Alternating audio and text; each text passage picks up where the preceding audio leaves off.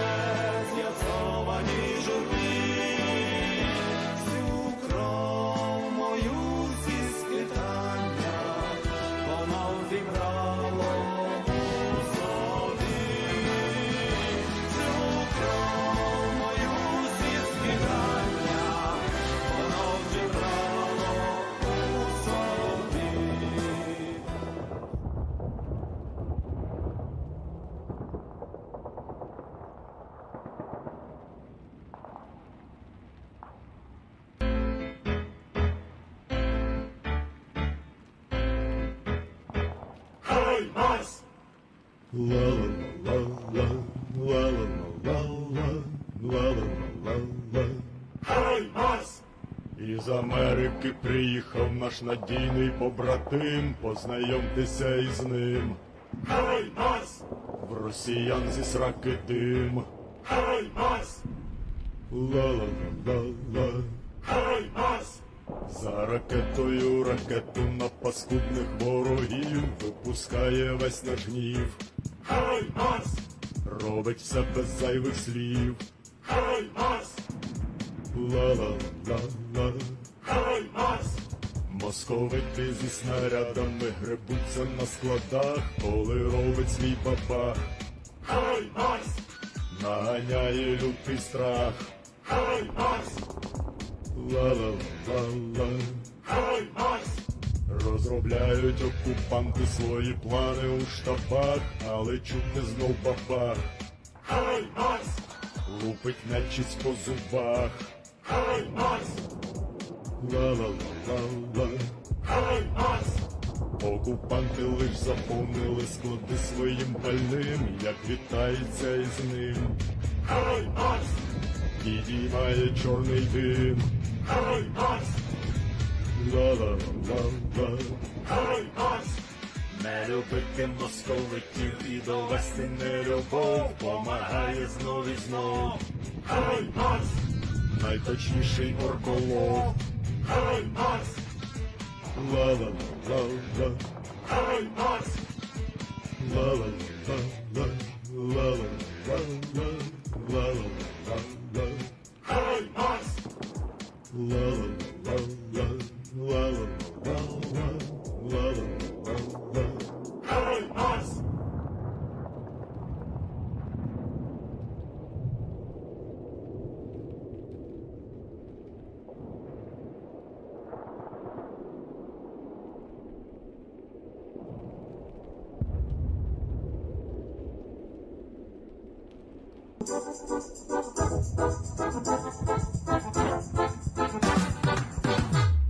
Прийшли окупанти до нас в Україну, форма новенька, воєнні машини та трохи поплавився їх інвентар.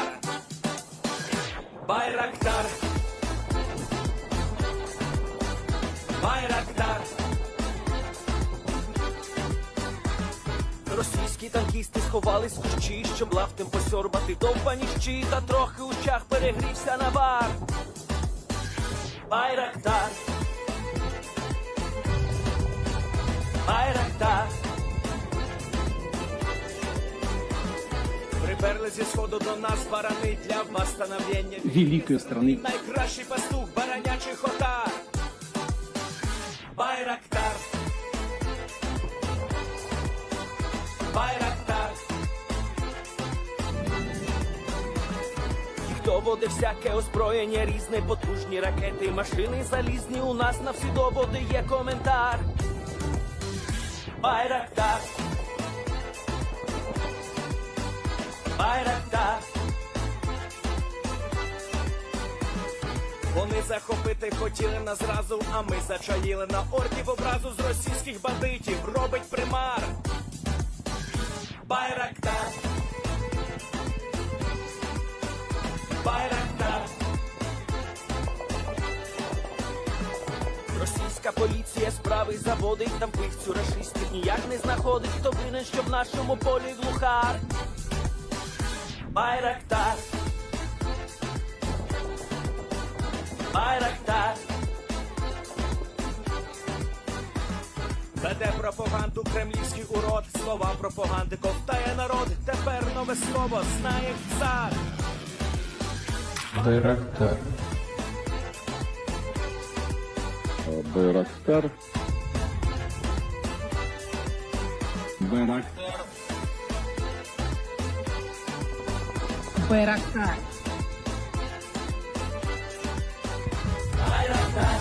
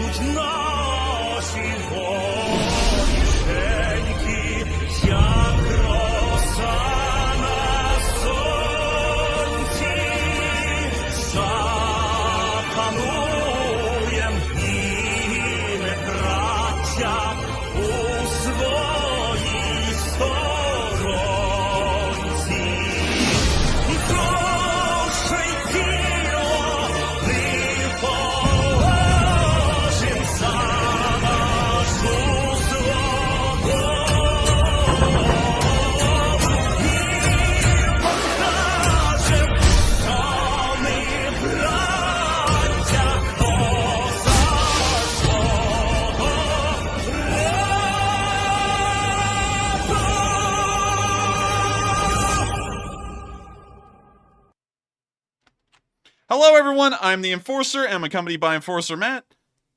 And good evening, everybody. It's Enforcer Matt. Welcome back to day 177 of the stream, and it's good to see everybody once again. And of course, we're going to be reporting on the past 24 hours of the war in Ukraine, and the tables have turned. We've actually changed the title because I was a little on the fence about making this an official statement on the stream tonight, but I think the evidence is by far overwhelming enough to say this with near certainty, although no one else has been able to confirm this yet.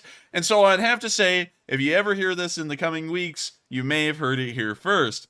We're actually going to be hopping around and covering a couple of points tonight because Ukraine has got ATACMS, and there is no lying at this point, and there's no iffy kind of stuff going on. They definitely have them.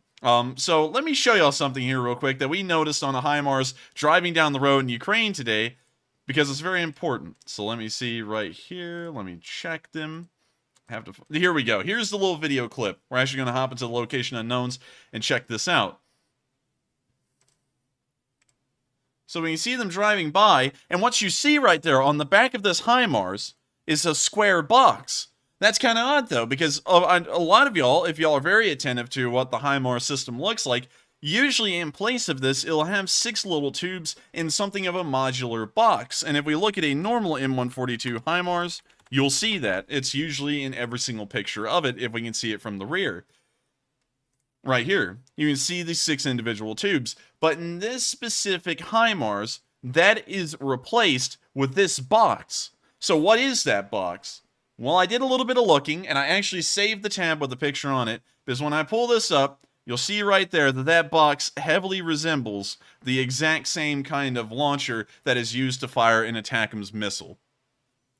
This is something that is fairly interesting to see, and of course, there is no official confirmation of this from the United States, or Ukraine for that matter, but I'd have to say at this point, seeing all the pictures we have, like this picture of another Ukrainian HIMARS in operation, let me make sure to save this specific one, though, that shows the rear of the HIMARS, if I can.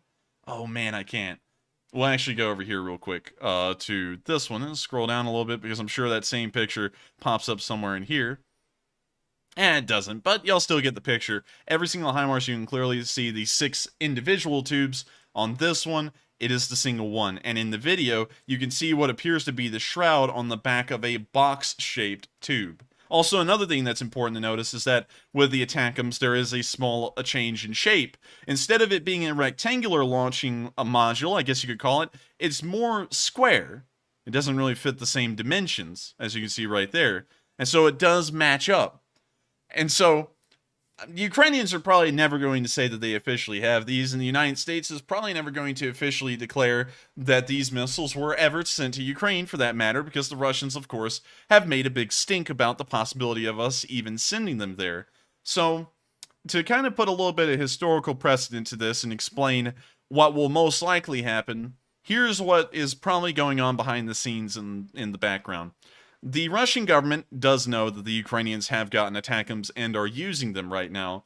However, as long as the United States or Ukraine does not officially come out and say that they have ATACMS and are using them, the Russians have nothing to fear. They can lie to the public and tell them that it's some other kind of missile that is either Ukrainian-made, or it may just be a HIMARS rocket or something similar like that.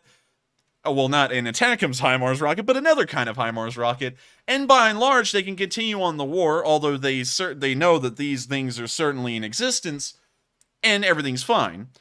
If, however, the United States or Ukraine comes out and officially declares that ATACMS are in Ukraine and being used, that's going to change that kind of playing field a whole load. That means that the Russians will now have to react or uphold the statement they made previously about them actually going to war with the United States if ATACMS ever were delivered to Ukraine, or the alternative to that, the final alternative they have, is to ignore that prior stink that they made about the HIMARS and act like none of it ever happened and just act like the Ukrainians using ATACMS in this war is totally fine. Those are about all the options we're looking at right now, but we can tell, and I'm the first one to say it probably anywhere on YouTube rather than the clickbait channels, that is pretty much official at this point, based off of our video and picture evidence, that the United States has not been entirely honest with the public about what they've sent. Not only did they send the AGM-88 HARM anti-radiation missiles, but now they've also sent the MGM, I think it's a MGM-141 ATACMS missile. I might be wrong with that, so correct me if you would like, but still, the point still stands. It's an ATACMS missile. And not only do we have this information to show that that's true, but as y'all remember, we've done the calculations before, and these ATACMS missiles have a range of about 100, well, really more like 250 miles. It can pretty much fire from one end of a normal US state to the other, or one end of a European country to another, for example, all the way from Essen to Berlin nearly, which is quite the range when you really think about it. But once again, in Sevastopol, to move down here, we saw air defenses being activated all across the peninsula last night. And for example, in the town of Yevpatoria, hopefully I got that right, we can see air defenses being activated over the city as missiles flew overhead. We can see the missile exploding midair. And this is giving us a pretty good idea that the Ukrainians apparently have a massive inventory of these short-range ballistic missiles. And the only one that we've been able to see for sure that has probably arrived from the United States is an ATACMS missile. And so what the Russians are most likely shooting down over Crimea are these ATACMS missiles that are being used en masse at this point by the Ukrainians.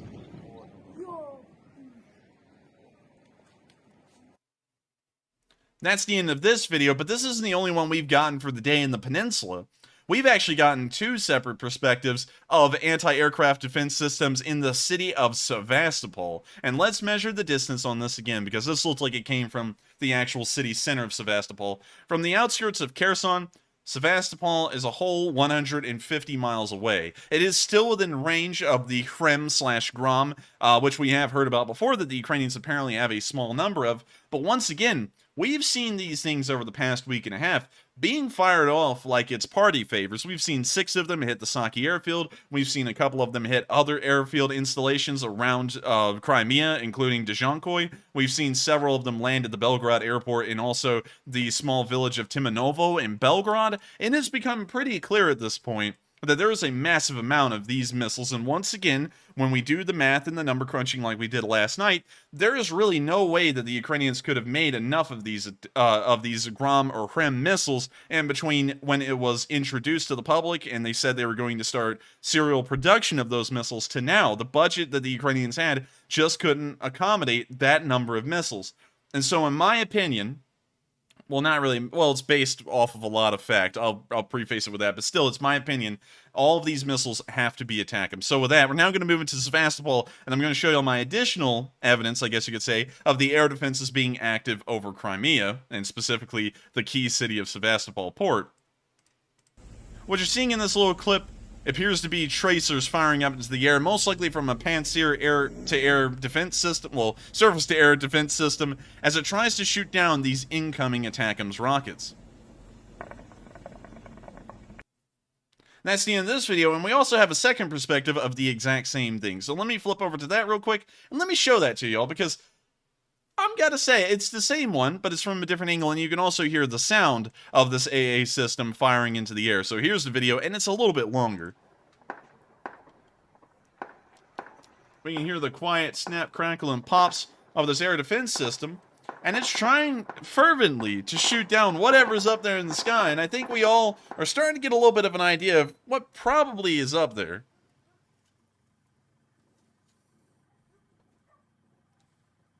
Там тоже работает, где-то на Бельбеке.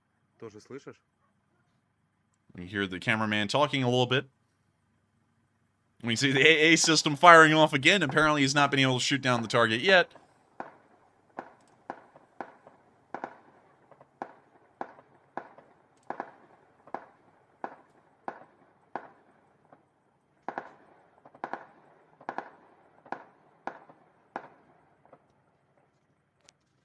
Нифига себе, вообще жесть. This cameraman's just soaking it in. He's pretty much witnessing history at this point.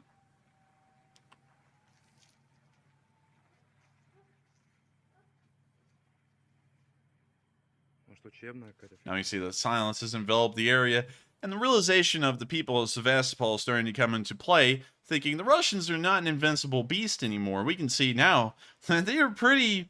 They have a soft underbelly for the ATACMS missile, I guess you could say, or at least a liking for it. Either one you would... Whichever one you'd really like to say. With that, we're now going to be moving out of these videos, and I'm actually going to be showing y'all an additional one. Well, actually, real quick, before we even move to this additional video, because I'm kind of hopping all over the place, showing what's been going on all over the country today pertaining to the ATACMS missiles, which I'm still saying like it's a verified fact, which, in my opinion, it pretty much is based off of the evidence. But let's look at this again. From Kharkiv to Kerch. Oh, buddy. Is that less than 250 miles or what? What do you think, Matthew? Looks like it's less. Looks like it's less to me. Let's check one more time with the ATACMS missile, and let's see if it could do it.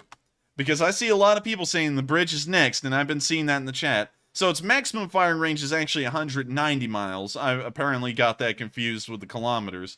But still, that is short about 30 miles of 190 miles total. That's actually around 160.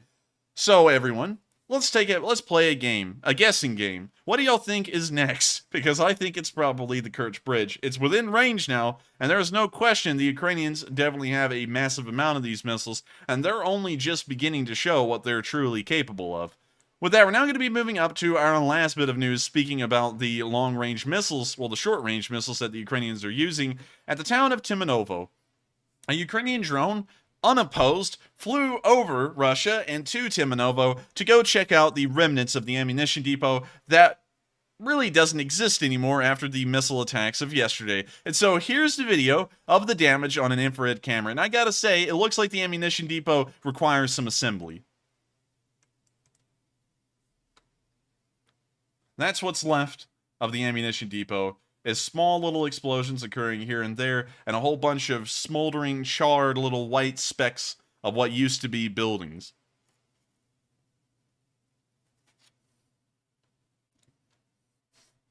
We can see a little snap, crackling, and pop going on down there, and honestly, it kind of looks a little bit like popcorn.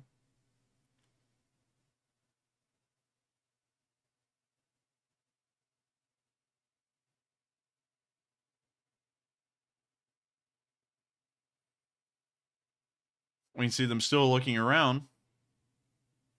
And it looks like the fire has also spread to a couple of other areas. And it looked like they were having a small sparkler show down the street right there. Yeah, I'd have to say that sparklers when you kind of look at it pretty good.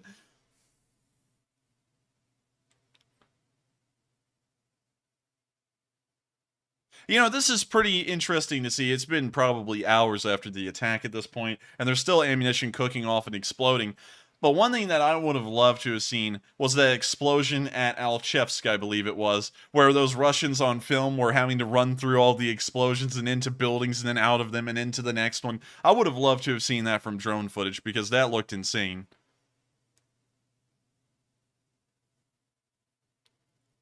Also, wait a minute.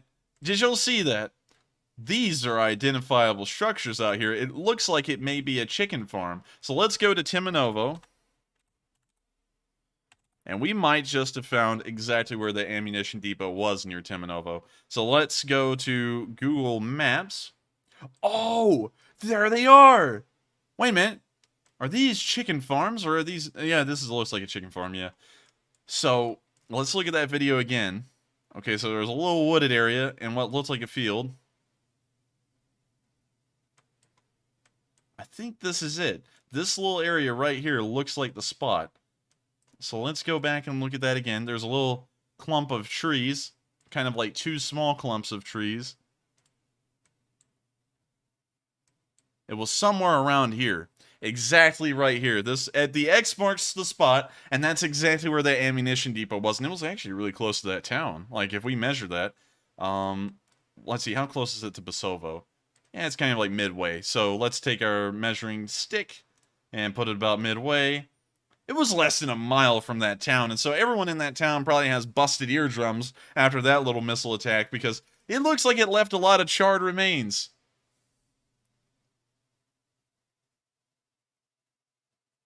And the chickens are probably well cooked at this point. You know, there's always this thing on the internet, just in case you all haven't ever heard of it, there's always been this joke about a nuclear apocalypse, that at a certain distance from a nuclear blast, all of the frozen pizzas will be perfectly cooked. And I'm wondering if the chickens were far enough away from this ammunition depot exploding to all have been perfectly cooked. We would have to have some video or picture evidence to confirm that, but I'm thinking we may be seeing a lot of chicken dinners for the Ukrainians here very soon.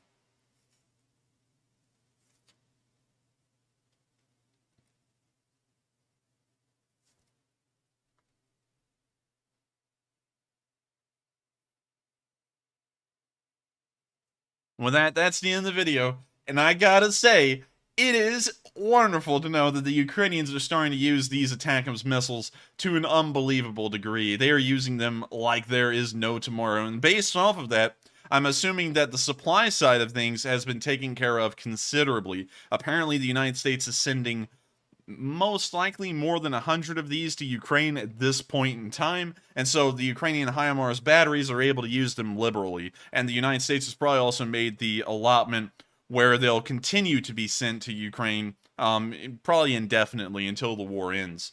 So with that, once again, incredible stuff to see, and Russia has not been having a fun time either. I'm just going to let y'all know that right here, and we're actually going to go into Russia real quick to see that the propagandist guy that used to be calm and collected, and he always talked in this high-pitched voice, he's not having a fun time anymore, even on his own little show where he's the only guy. He is literally going off the rails, and I think it's because, being a propagandist, he actually sees what's going on and has to spin a story for it, and he's getting enraged that his job as a propagandist is becoming a lot more difficult due to the Ukrainians and also the support of the United States. So let's take a look real quick at this guy losing his cool. And he says it in his high-pitched voice as usual. So anyways, let me show y'all the video. And if you haven't heard this guy yet, you'll know what I mean when I'm making that voice. Да как понимать? Посетитель караоке-бара «Краб». Hey, Matthew, how do you like that? It says chokes at the beginning of this line of... It's not like he coughed up a fur ball or something. You know, it sounds like he's got worse lungs than the Russian army's got training. Listen to that again. God, what was that? He's the smoker. He's the smoker He's that's the been setting the smoker. fires. He's been traveling around. He says, "So what do your defenses look like?" And then he like sucks in a cigarette, like he just like sucks on it so hard it goes down his throat, and he's trying to cough them back up right now. But he's the guy who's been blowing up all the airfields in Russian propaganda. Let's listen to that one more time, just one more, because it's hilarious, and then we're gonna let the video continue. Посетитель караоке-бара «Краб» в Щелке на Крыму попросил диджея поставить песню «Дикое поле» рэпера Ермака. Это как вообще понимать? Диджей ее поставил, а эта песня посвящена полку Азов. Диджей получил 10 суток. Сидеть, сволочь, должен And he's 5 лет losing в it. тюрьме. Тот, кто попросил, сидеть 5 лет в тюрьме. Всю бандеровскую нацистскую сволочь. Караоке-бар «Краб» сжечь. He really had to think. He was like, he sat there for a moment right after this line, Сволочь. after that rage, and he looked back down at his computer screen, and he was like, I think we're losing the war, because now the people in Crimea aren't even with the Russians at all, even on the face of things, and they really have. Enforcer, he had rehearsed the line, and he looked back down to look at the script and find out, am I still on script? That's a pretty good point too. But look at his face during that whole entire like 5-second pause. Yeah, he's actually reading the script. You can actually see his eyes following the lines. Look at this. Yeah, that was it. Did you see his eyes go from left to right like he was actually reading to make sure he was keeping on the lines? He probably rehearsed this in the mirror last night. Oh, he probably did. По крайней мере, юридически. Oh, and I love how he called himself here. He literally pulled the in Minecraft trick, you know, that people pull on the internet all the time, if you know what I'm talking about, Matthew, where they'll say something like, gee, we ought to overthrow the government in Minecraft. He literally did that right here. He said, the karaoke bar should be burned to the ground, at least judicially. «Краб» сжечь. По крайней мере, юридически. Уничтожить. Владельцев разорить. Oh my lord. This is falling apart for him, and you can see that even on TV, they don't really know how to present anything anymore without making it look like it's falling apart. And on top of that, another thing is that they're starting to show that there's even dissent within the quote-unquote Russian territory of Crimea, which, according to Russia, is a state now. It was in 2014. It was the shortest existing country, I think, of modern history. Actually, the independent state of Crimea only existed for around 23 hours, and then right afterwards, it had requested Russian statehood and was granted it. And so, under Russian law, Sevastopol is technically Russia. But we can even see the propagandist spin doctors here, like this guy. They can't even do that anymore because the public disdain in Crimea amongst the Ukrainians is so high, they're playing Azov songs in bars. You just can't make this stuff up. And you can tell that this guy right here, he doesn't even know what to do anymore because he's actually having to stop mid-sentence to read a teleprompter. So with that, we should make sure that this guy is looked at like a clown. At least internetically. And so with that, we're now going to be moving on to the next bit of Russian news. And this one's a pretty interesting insight to how many wounded are coming out of Ukraine per day for the Russian side. This is a look at the inside of a single Ilyushin 76 as it flies back to Russia, and it is filled with wounded. Here's the video.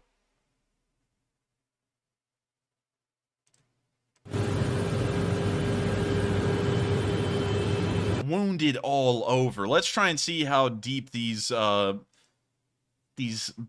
guess you could say bunks go. It looks like it's too wide down the length of the Ilyushin. I can't tell you how much farther it goes from there. So 2, 4, 6, 8, 10, 12, 14. Wow, that's 3 tall. 16, 18, 20.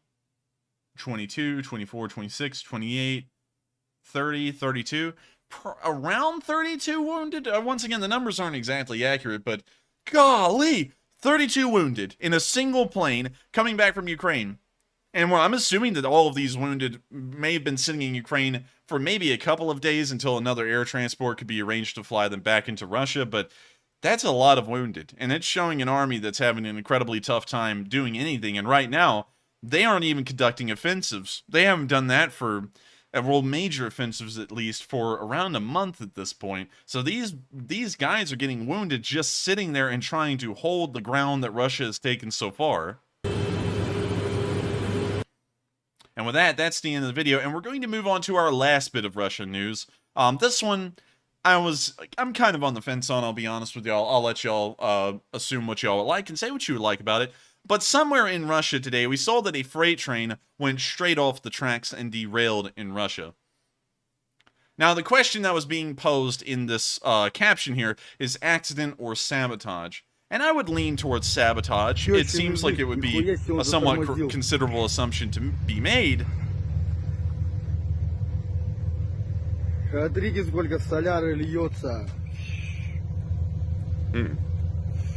it's leaking gas. Huh. But at the same time, while it could be sabotage, this, in the defense of it, could also be an accident. If you look at the United States, for example, at a company like CSX, they have derailments quite often, and those aren't really sabotage. Sometimes that's just poor maintenance of the railroad infrastructure. Sometimes, I guess you could say regulations are not carried through accordingly. Every company does it in the United States, and derailments are somewhat common still to this day. So it may be sabotage, considering that we do know that Ukrainian saboteurs, along with pro-Ukrainian Russian saboteurs, are traveling around and sabotaging the railroads as best they can.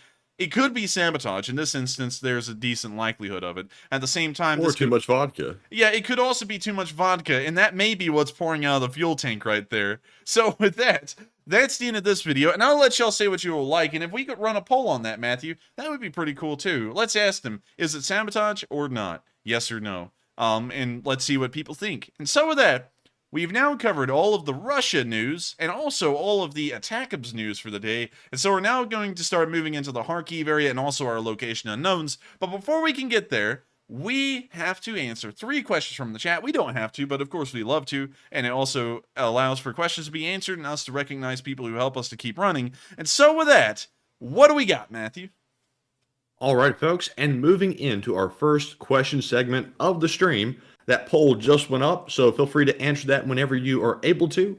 And first up, we have a $50 donation from Enforcer for President, who does not leave a comment. But Enforcer for President, you have one of the coolest usernames on the entire live stream, so thank you very much for your support once again.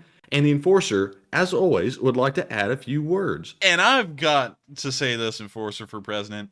That is, by far, one of my most favorite names in our live chat every single time. Without fail. It's a cool name. Of course, it's really supportive of what I'm trying to do in the future. And just in case y'all didn't know, I do want to run for president in 2040 of the United States of America. Not getting political now, because this is neither the time nor the place to do something like that. But I do hope to become one of America's best presidents. Or at least have the public's favor until about 70 years later, when they start writing history books up again, and then they paint me to be a terrible person. For no reason other than just to do it. But with that, I thank you so much once again for the support, Enforcer for President. It does help out this channel a lot, and I'm glad that you do enjoy these streams and you want to keep them running. And so with that, I hope that does address the comment. And as always, Enforcer for President, I know you're in that live chat, and I do see you on occasion every once in a while when I look over, and you have some really interesting comments to make. A decent amount of the time, actually. I do like them. And so with that, we are on to the next one, and thank you once again for the support. And yes, thank you very much for that. And next up, we have a $40 donation from Psyops, who says, muhaha, haha, hoo-ha-ha, ha-ha-ha-ha. Donut Fund, Texas Sticks, love from Oklahoma, you know that, a much better state, muhaha, ha-ha-ha-ha-ha.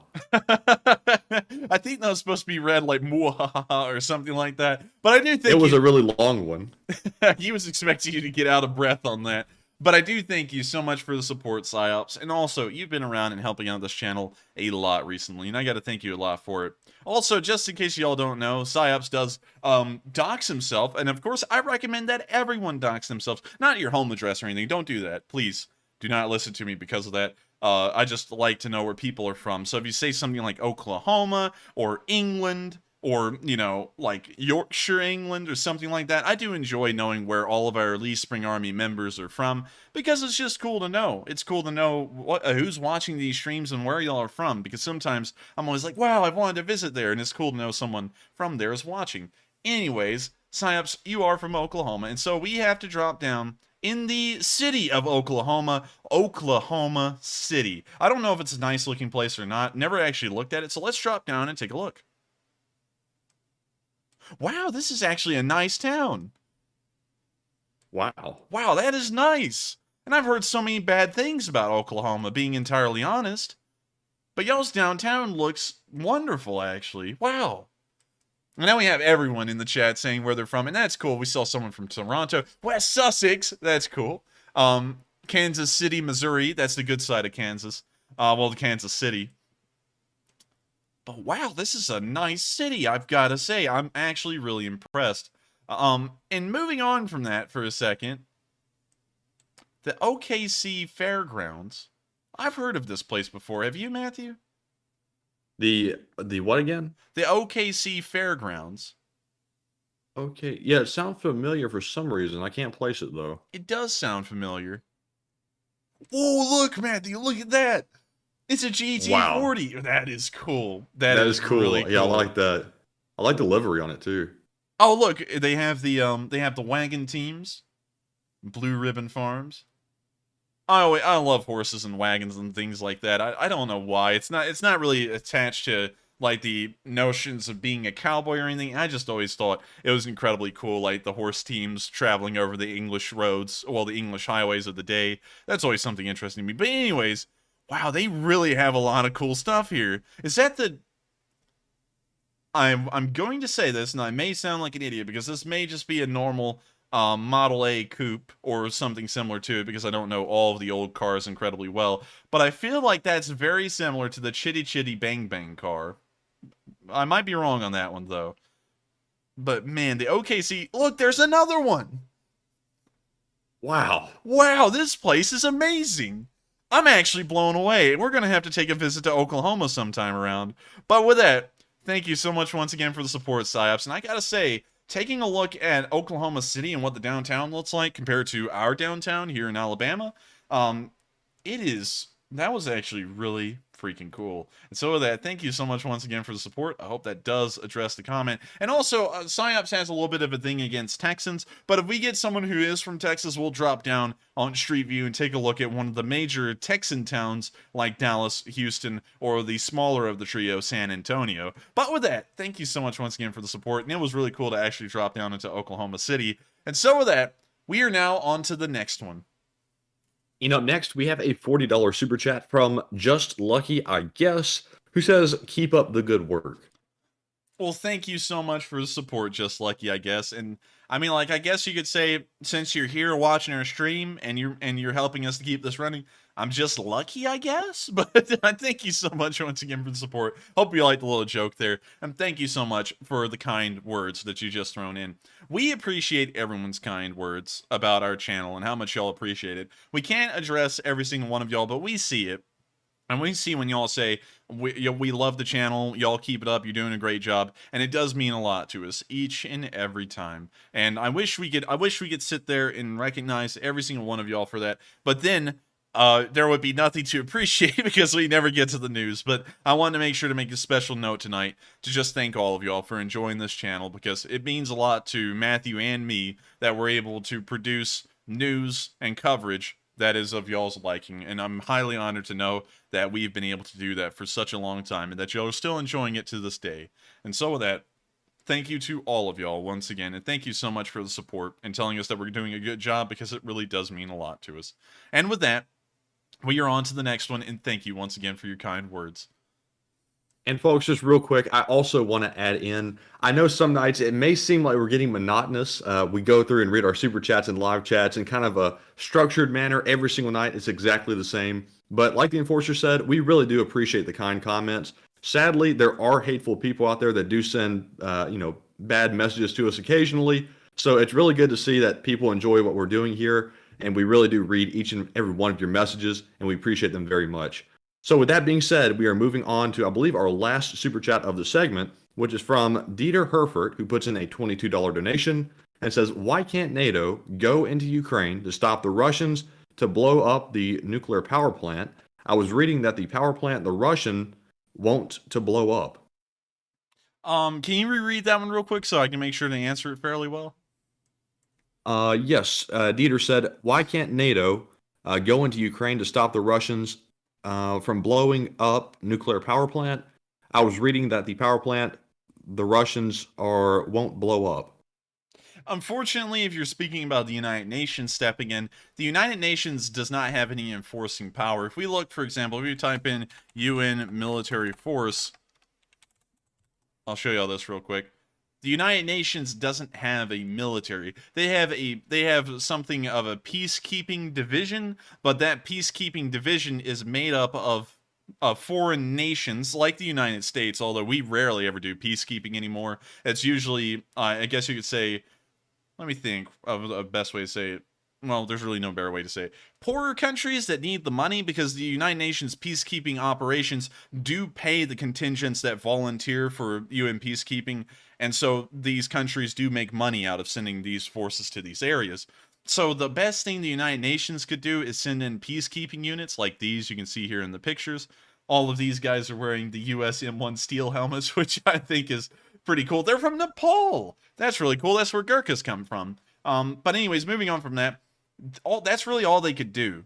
There's not really a lot of leeway for them. And on top of that, when you really look at the, I guess you could say the monetary force behind peacekeeping units, we can see that they only have an annual budget of 6.7 billion, which means that the entire combined efforts and force of the United Nations peacekeeping efforts is about the same size as Ukraine's military budget per year. So you can kind of see that their enforcing power is a little small, and on top of that, doing something like that would pretty much be picking a side in a way, especially with the unstable geopolitical position right now, and considering that every country is a member of the United Nations, unless if you're one of the smaller ones, a large country that's a UN member like Russia, although, you know, when you really look at them figure-wise, they're not that big, but in the United Nations, they are considered one of the larger countries in the world. You can't really do a lot against them because then they could start to threaten to do things diplomatically through the United Nations, which usually makes the United Nations back off. So unfortunately, it wouldn't be possible for the United Nations to do anything like that and step in and protect the plant. But one thing that the United Nations is doing is that they're sending in regulators right now to check on the condition of the power plant and make sure that it is stable. This is something that the United Nations does regularly to multiple, well, really all power plants at one point or another, all across the world in somewhat vulnerable places, or whenever there's a disaster like at Fukushima. And so hopefully they'll be able to go there and assess if there's any problems or not. If they find none, they'll report that, and they will probably recommend some safety precautions for both sides to take, probably trying to make an exclusion zone where nothing can be fired or operated around the plant. But then again, that enforcement relies on the goodwill of both parties involved. The United Nations just doesn't have any enforcing power to make sure that's followed through. So with that, I hope that does answer the question as best as I can answer it. Because while everyone always looks towards the United Nations in these times of need, sadly the United Nations, it just isn't that kind of organization. Or as one person said online, you're not that guy, pal. Trust me, you're not that guy. And so with that, I hope that answers the question, and thank you so much once again for the support. It's a great question. It's and I hope I've answered it fairly well. There may be some things that I'm not looking at altogether, but that's about as far as I can understand it. And so with that, we're now going to be moving on out of this question segment and into our next news segment, starting off with our location unknowns. So, on our first clip, we can see a Russian tank hitting a mine. I guess you could say he should have mined the gap. Oh boy, I sometimes make myself want to cry. We can see this Russian tank right here rolling down the road, and it hits a mine. Ой. With that, that's the end of the video, and not really a lot of cheering in this video, but it was good to see that the Ukrainian unit was around to witness the fire and fury that this landmine just made under that tank. Usually they blow up under tracks, they do have to require some pressure to explode, but sometimes they are magnetic. I don't know how many of those are used anymore, but usually the magnetic ones just pop up out on the ground once a steel vehicle rolls over it and then just explodes onto the bottom of the hull. But usually, what we've seen so far being used by the Ukrainians and the Russians are mines that require pressure to be exerted on them for them to explode. So most likely blew up under the track. It's definitely a demobilizing and probably a debilitating hit that will lead the crew to abandon the tank and also maybe a subsequent fire later on. But that is certainly a tank knocked out, although I got a little technical with how it was knocked out. Moving on into the next clip of Location Unknown News, we can see the Ukrainians conducting another drone attack. We're starting to see a lot more of these being conducted, and this one is certainly an interesting one because it was taken in infrared. Ручки видно, воно сидить. Ну що, погнала. Висота 50, нормально. We now see them dropping a bomblet down on these Russians. Яка краса. And they hit them, and we can see the Ukrainian laughing at it. So another group of Russians knocked out, and once again, they're defending their land, so I can understand why they're getting a good chuckle out of it.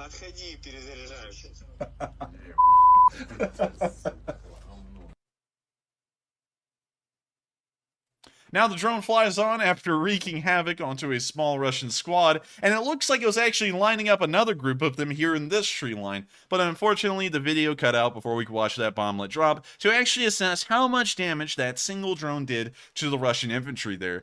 But what we could see is that the infantry was by and large just wiped out. So great to see, and with that, we are on to the next bit of Location Unknown News, which is actually that video of the ATACMS. So we'll be skipping that, considering that we've already gone over that in great detail at the earlier part of the stream, and we'll be going into the losses for the Russians as of today. Ooh, buddy. That does not look good. Another 400 troops lost in a single day. Once again, I know that someone's about to say, these numbers aren't accurate. They are never accurate. For World War II, they're not even accurate. We don't know how many soldiers actually died in that war. But what we can see here is that, according to the approximation, another 400 Russian soldiers were killed just yesterday. That probably means another 800 to 1,200 were also wounded, since the number of wounded is usually twice or 3 times greater than the amount killed. We can see another 10 tanks being knocked out, which is huge, and let me explain why. A single battalion tactical group, which is the basic fighting force of the Russian army, it consists of around 800 soldiers. It has 10 tanks total per each BTG. And so 10 tanks lost over the course of a single day altogether means that another BTG may have been knocked out of combat. Oh, not all 10 tanks are attached to the same BTG, but I hope y'all get what I'm trying to say here. That's actually a sizable amount of tanks lost for a single day. Another 16 armored personnel carriers were lost. 6 artillery pieces were lost. Another MLRS was destroyed. 5 anti-aircraft warfare systems were destroyed. That's probably the largest number we've seen in a month over the course of a single day. No new planes, no new helicopters or boats were destroyed, but we saw 2 more drones get shot down. We saw 1 special equipment vehicle get destroyed. And oh my god, 69 nice supply trucks being destroyed over a single day.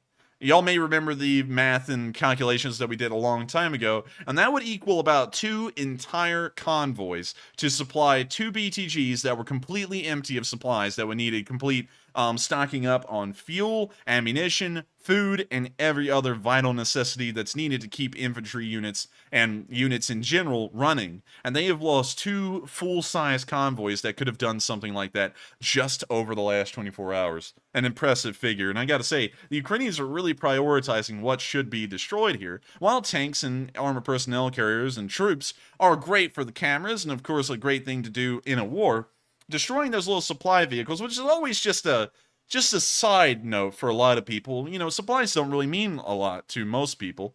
But you gotta think, that tank needs gas. It also needs ammo. That soldier needs ammo. Sometimes some missing equipment. Maybe he lost his helmet. He needs another one. He needs food. He needs ammunition. He needs all of those things. And that supply truck, this number down here that the mouse cursor is circling around, supplies every single other thing that is used in this war. Every single one of them. And so all of these numbers attached here all come down to what this number represents. And so each time we see some whopping number, like another 69 nice vehicles being destroyed in a single day, that is affecting every single one of these losses, probably extensively. Because of a lack of supplies, a Russian BTG may not be able to move as quickly or as efficiently as it was able to before, and so that may lead it to get destroyed by artillery fire from the Ukrainians or a drone attack, because they're not able to move efficiently. They may start running out of fuel like they did in the beginning of the war, which we still see a little bit to this day. It's very rare now, but at the beginning that was incredibly common. Tanks could just run out of fuel and the crew has to abandon them because there's no supply lines there to get them running again. And so this one number, that supply truck number, makes the entire war grind to a halt. If around 4,000 of these vehicles are destroyed, which we're getting very close to at this point, that means that pretty much every single Russian supply truck that the entire Russian army had going into this war would have been destroyed. And that is probably going to be the most, I guess you could say, influential thing on the outcome of this war over everything else. Also, ammo depots getting blown up, but we'll go into that at another time. And also, casualty statistics don't account for that because we don't have an idea of the total tonnage of ammunition and supplies the Ukrainians have destroyed through the drone and artillery strikes on the ammo depots, sadly. Although that may be one of the second most, well, really the first most important numbers of the entire war. But with that, we're now going to be moving on from this loss statistic, an incredible one to see, and we're now going to be moving back to our location unknown news and covering the next 3 bits before we move on to the news outside of Kharkiv. Starting off, we can see the Ukrainians got a little bit of free intel. Let me explain what happened before we actually get to this video.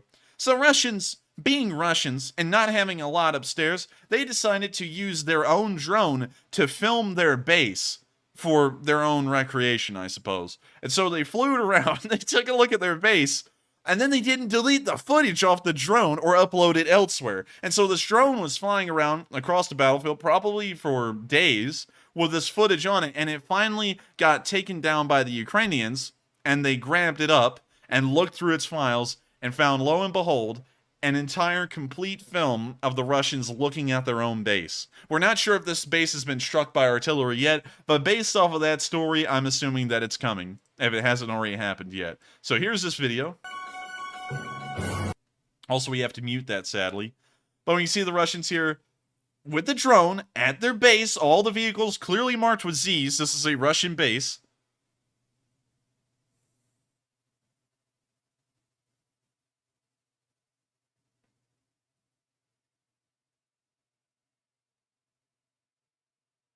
Oh my God.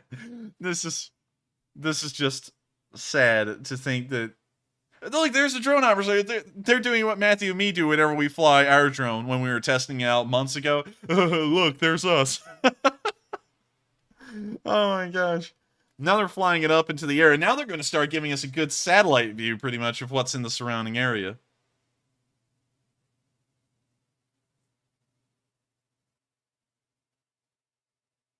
Oh my gosh, look.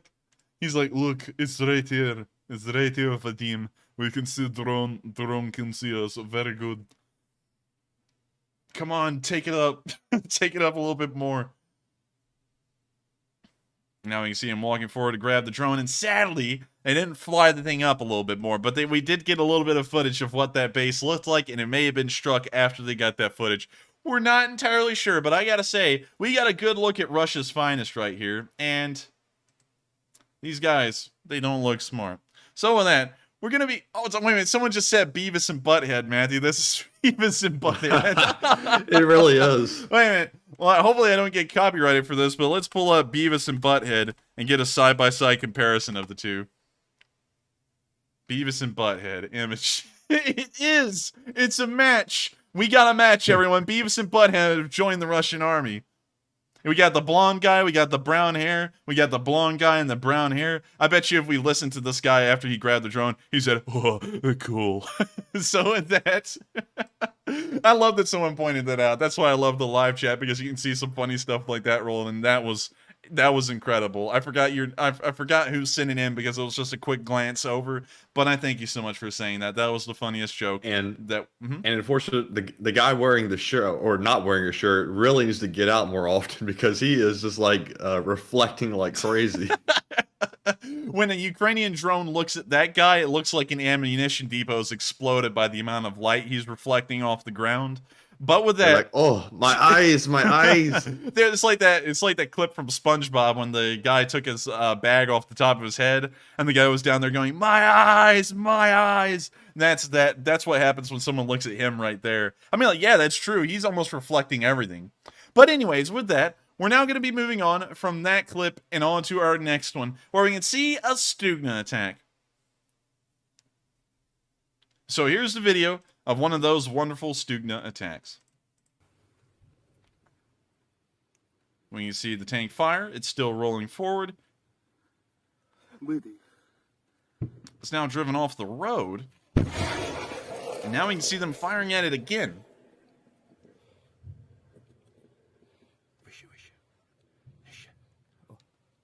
Ooh! Oh! Wait a minute, that's the same video from yesterday. I was thinking here for a second when we were watching, I was like, this looks similar. And then I heard that guy give me the heart attack again when he went, whoa! So this is the same one from yesterday. Oh! So with that, unfortunately, sorry, we had a duplicate video there. We're now going to be moving on to the last bit of Location Unknown News, where we can see a piping hot field kitchen. Now, some of y'all are like, why in the world are you showing this video? What's impressive about this large kitchen on the front lines? What is so special about this?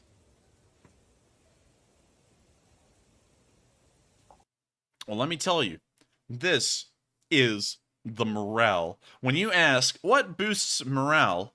There's a lot of things that come up. Maybe an inspirational speech. Maybe something else. Maybe pay incentives or something like that. No. Morale comes from the food. You can give a really good speech. You can be the finest orator in the world, but if soldiers have been eating cold food for about 3 weeks, a hot meal from a field kitchen like this, oh my god, these guys are going to be going out there and literally painting the ground red with the Russians in a minute after they get a hot meal. They'll be willing to do anything and everything. And I can tell you something, there has been studies, especially in the First World War, when they were kind of figuring out, I guess you could say, modern military science, that we still use to this day.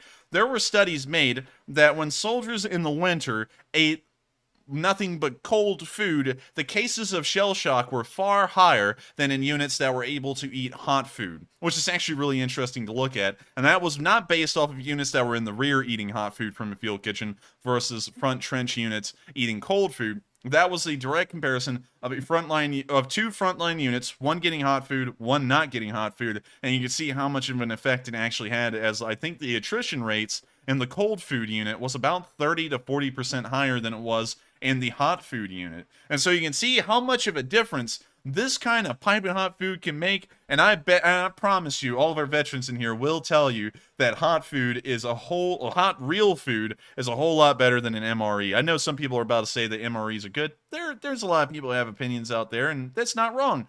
But I'll tell you, the mass consensus of them will say they would rather have a hot meal cooked fresh, well, as fresh as the Army can get, rather than an MRE.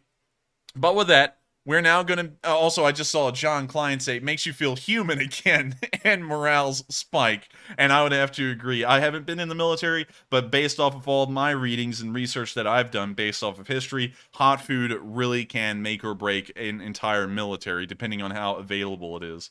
And so with that, we are now out of the location unknowns and from that neat little video. And so we're going to be moving into the Kharkiv area, and I'm seeing something that I really like today. The Ukrainians have been taking the initiative to try and protect their civilians as best as possible, specifically in the city of Kharkiv, which is almost always under some form of artillery barrage or bombardment, and we've now seen them construct a concrete covered bomb shelter that also doubles as a bus stop. So it has two purposes. One, and it's a bomb shelter. It's made of concrete, and as long as something doesn't land directly on top of it, everyone inside will largely be safe. You can see in the inside, it also doubles down as a bus stop with benches within it, so that way you can sit down and wait for the bus in there, and at the same time, you will be impervious, for the most part, for most missile attacks. And then we can also see what this says, Pisok. Unfortunately, I don't know what that means in Ukrainian. It probably means something like first aid, because it's a red box with a white outline near the labeling, and I think that's usually a universal kind of first aid thing. But it's great to see that the Ukrainians are trying to take the initiative to protect their civilians as best they can, and also a cool thing is that they've painted the side of the bomb shelter with, I guess, scenes of Kharkiv, which is really cool. But with that, that's the end of that little picture, and we're now going to be moving to the front line to show you all that the Russians are having a pretty tough time. They may be bombarding Kharkiv, but they're also taking a lot of casualties on the front, as we can see a compilation of the 43rd Separate Artillery Battalion at work in the Kharkiv area. So, here's the video.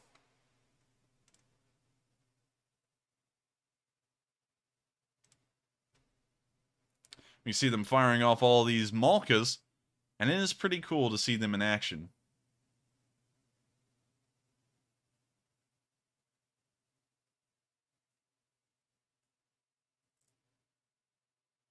Man, they have a lot of these things in the 43rd Battalion, and they are using them like there's no tomorrow.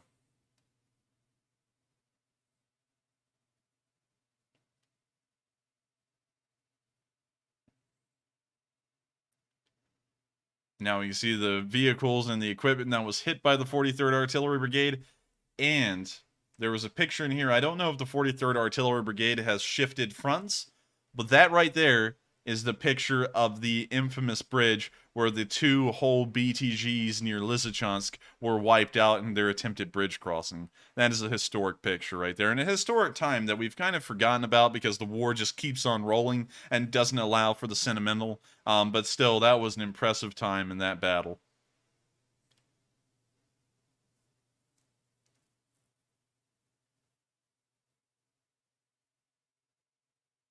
Oh, wait a minute! Coffee fund! This guy's gotten in the coffee fund business! Man, I guess you could say that coffee had a little bit of a bang to it, if you get what I'm saying. But with that, that's the end of the video, and it was really cool to see that at the very end we got some coffee fun footage. Coffee is a driving force of this world. With that, we're now going to be moving on into the area of Lipsy, where we can see that the Russian barracks were destroyed by the 113th Territorial Defense Brigade.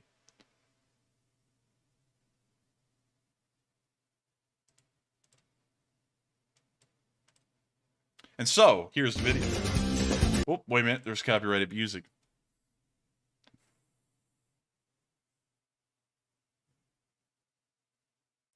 We can see the drone looking down at the Russians walking around this green-roofed house. And I'm sure it's about to no longer be green-roofed because it won't have a roof.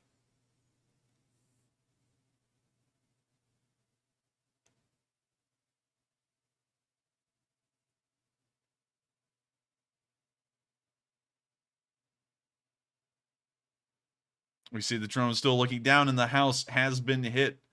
Smoke is now rising out of the side and flowing over the rest of the houses to the right side of the screen, and another round's come in, somewhere close to the house, but not really on it. Hitting more so towards the red-roofed sheds south of the house.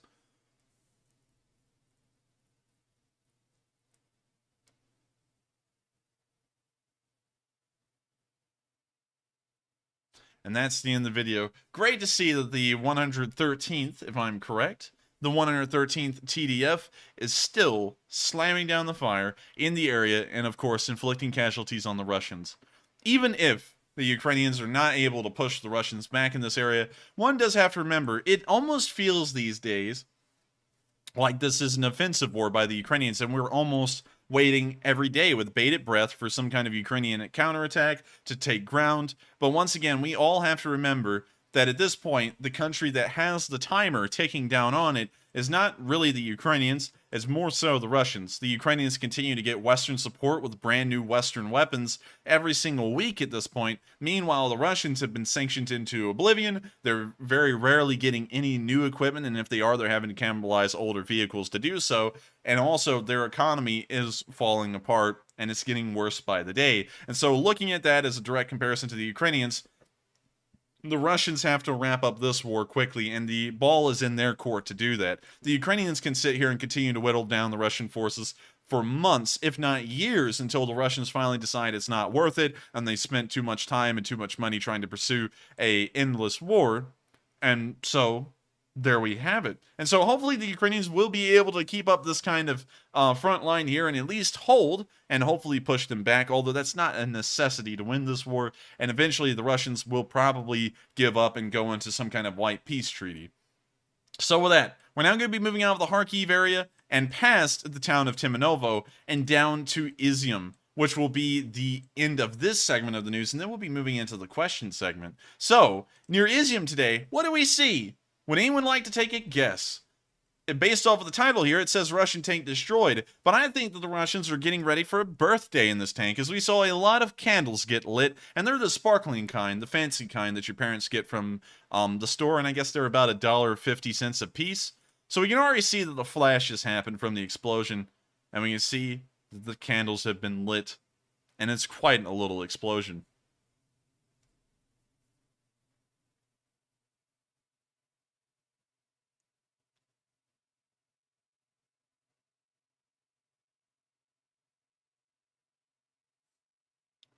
You now see the tank doing a little puff and a little chuff.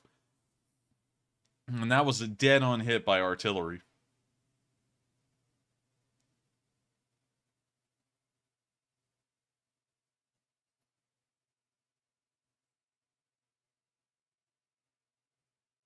It continues to burn, and it's a nice, slow, simmering burn.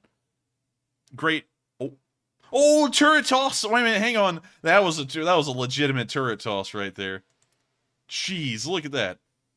That thing is riding the wave. It's going straight up into the air like a javelin at the very top of the explosion. And it... God, that was a high turret toss. We've lost it now in the cloud, the mushroom cloud that's now formed. But rate that one, everyone. What was that? A 10 out of 10? Or what? On a scale of 10, how good was that turret toss? Let me know, because I'd have to say, in my opinion, it's about an 8.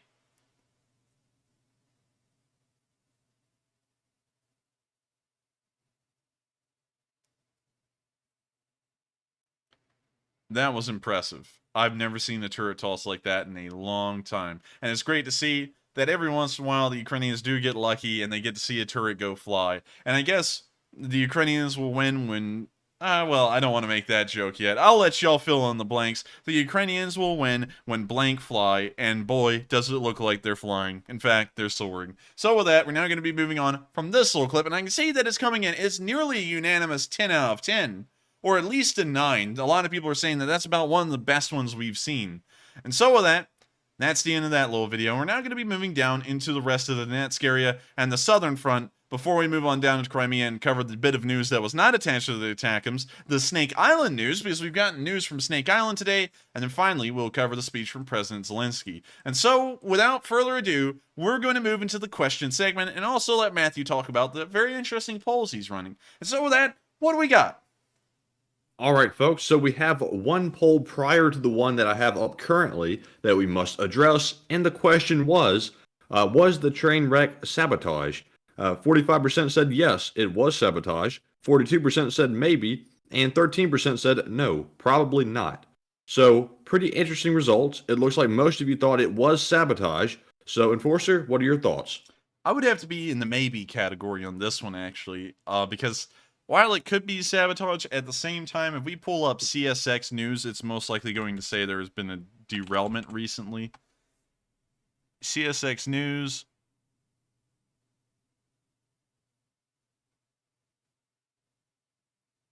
Huh, interesting. It's all talking about sustainability. And also, apparently, a lawsuit that is going on from CSX towards Norfolk Southern, which is interesting. But CSX...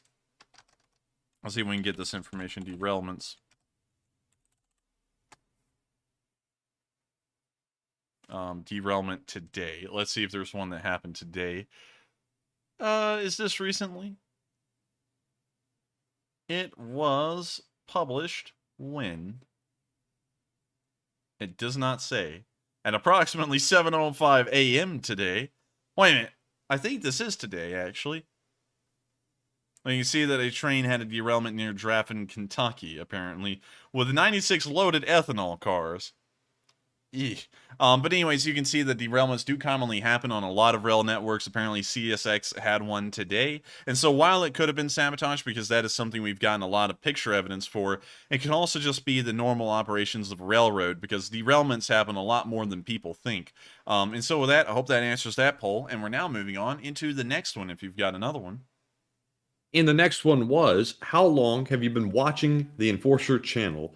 It looks like 51% said a few months, 9% said a few weeks, 3% said a few days, and a whopping 38% said I was here from the start. And it is crazy to know that we have 38% of you that are channel legends that are still here watching since the very beginning. That is really cool that you've stuck with us for this long.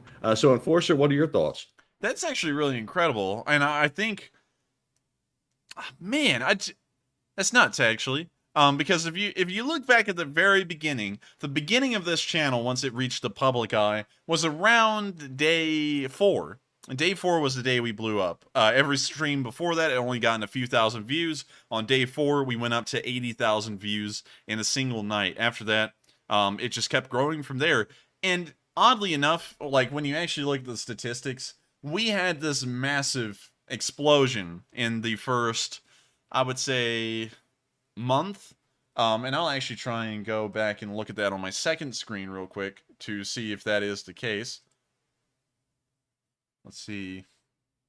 Where's my views? There's my views.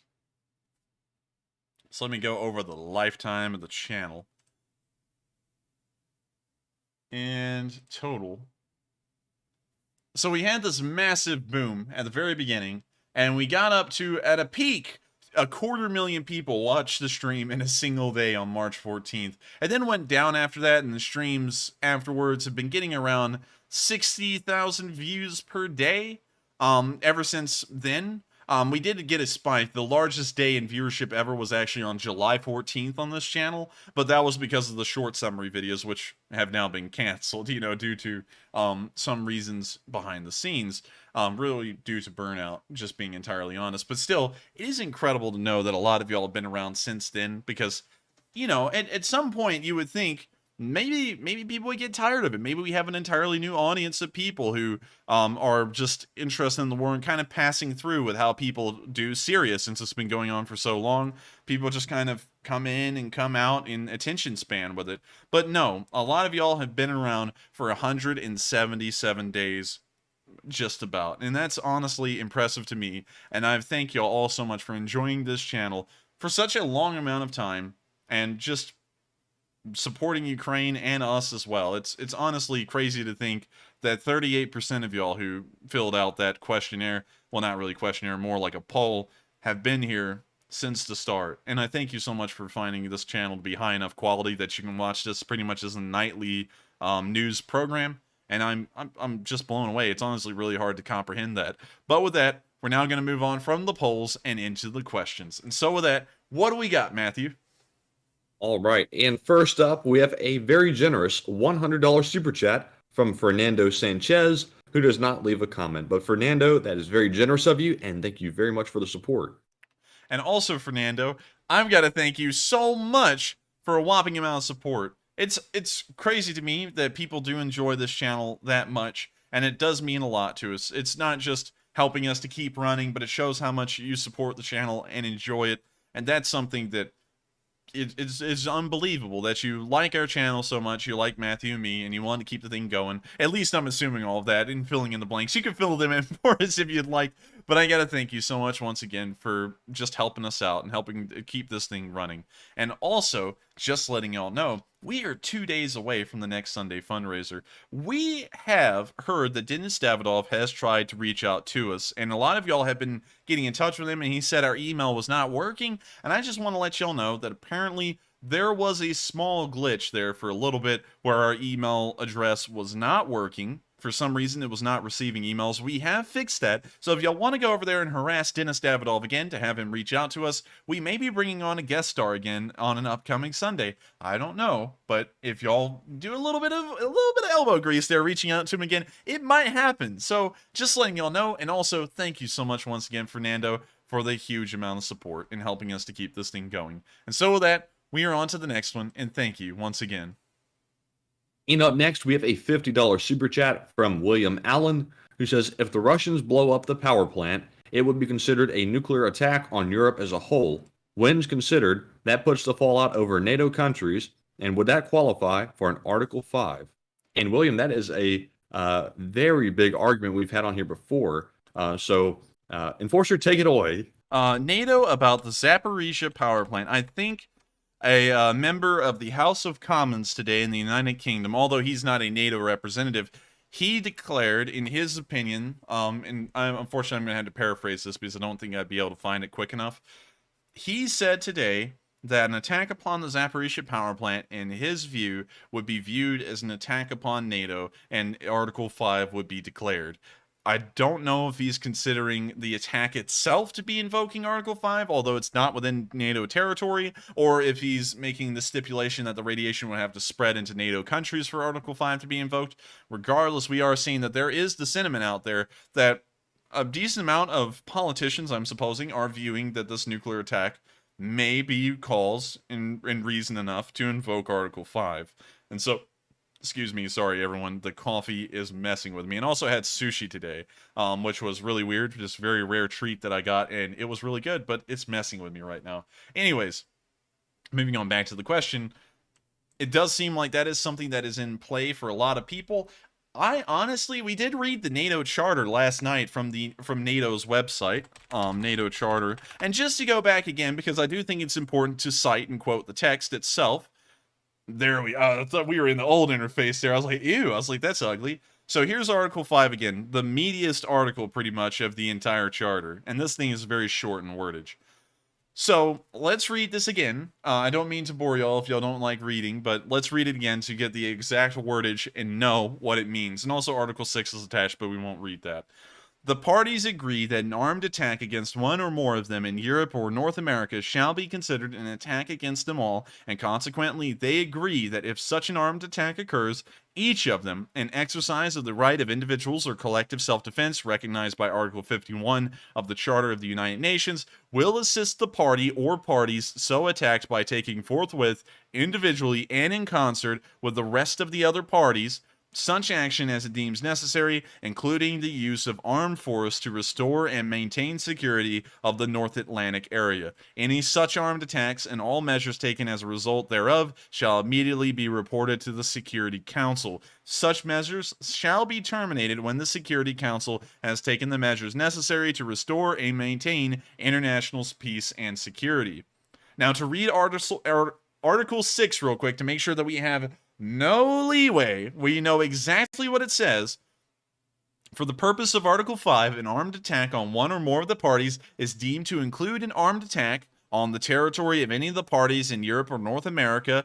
The Algerian Department of France no longer exists, on the territory of Turkey, or on the islands under the jurisdiction of any of the parties in the North Atlantic area north of the Tropic of Cancer, or on the forces, vessels, or aircraft of any of the parties. Then the rest of that subparagraph goes through that. So we can see that it really, Article 5 and Article 6 don't really cover a radiological incident. It clearly states, as we can see here, an armed attack is in weapons being used to directly attack physical assets of NATO countries, whether it be land, people, forces, vessels, or aircraft. And so I'm not really sure if the groundwork is there for Article 5 to be interpreted and used in that way, but once again, Article 5 says this, but the NATO countries can do completely opposite. They could say that a radiological attack, like the Zaporizhzhia power plant, could invoke Article 5. They don't have to go exactly off of what this says, because who is enforcing how NATO interprets Article 5? NATO is, and so it's whatever they decide what it means. And so they could say an armed attack also includes nuclear incidents like Zaporizhzhia, and so it's invoked Article 5. We don't really know how they're going to respond to it, but we do see a decent amount of voices, and we don't know how representative they are of the majority of politicians in most of these countries, but we do see a decent portion of them that are quite vocal about it, saying that they would consider the Zaporizhzhia power plant attack and a provocation that will require Article 5 to come into effect. So with that, I hope that does answer your question, William Allen. Once again, while we did quote directly off of the NATO Charter, take the rest of what I said with a grain of salt. I may be right, I may be wrong, and I'm always willing to admit I don't know everything. And I don't know what's in the head of a lot of the leading minds in NATO right now, and so I might be right on the mark, and I might not be. And so with that, I hope I've answered your question fairly well, and thank you so much once again for the support. And so with that, we're moving on to the final question of this segment, and then we'll be going over our last bit of news for the night. And the final one of this segment comes from DC Williams, who puts in a $150 super chat and says, "I've been thinking about leaving because you ditched the short video summary." Well, maybe not. You scared me for a minute, Matthew, when you read that and just left it as a pause. I was going to be like, well, I'm sorry, but I thank you so much for the support. Moving on from that. I'm sorry that the short video summaries had to end, of course, because I liked doing them, but at the same time, it bore down a lot on kind of like my mental being, because I had to sit there and watch a lot of the stuff twice over in a day to make the news and make sure I could compile the videos well enough, and it was getting incredibly tiresome, and also the amount of time it took was getting to be arduous. It was about 10 hours a day, 6 days a week, around 60 hours total, just week after week after week. And now that I've cut out those videos, my workload has gotten around to 50 hours a week. So still full-time plus 10 hours, but I'm much happier with 50 only instead of a whopping 60. But then again, me being me, that's not good enough. I'm now trying to tack on even more hours by trying to make a video in the background. Kind of like how I did the government cheese thing, and it was honestly a feat that I was doing short summary videos then, along with the government cheese video and the streams. That was a lot of work to have gotten done over the course of about a week, but still, it was fun to do, and I'm glad that you did enjoy it. So, with that, I thank you so much once again for the support. I'm glad that you are enjoying the stream so far, and hopefully a lot of people who were watching the short summary videos do enjoy these streams as well. And so with that, thank you so much once again for the support, and I hope that answers the question, well, at least the comment, fairly well. And with that, we're now going to be moving out of this question segment and into, I said these, but we're now going to be moving out of this question segment and into the Luhansk, Donetsk, and Southern Front area, and also the news that we've gotten from around the Black Sea. So starting off near the area of Siversk, we can see the Tour de Donbass happening. Apparently, according to this Ukrainian artillery crew, they are pretty much playing, well, participating in the Tour de Donbass as their artillery unit is racing from area to area around the Seversk to Bakhmut area. Of course, credit for this little video goes to Radio Free Europe. They do an incredible job of on-site reporting, and I have to say, if y'all had to pick a second news source to look at this war in Ukraine and what's really going on, Radio Free Europe would be my #1 pick. I'm not sponsored by them, not looking for a sponsorship. I just have to say I find their work to be rather good and of high quality because they back everything up with video and picture evidence as well. And so with that, here's the video.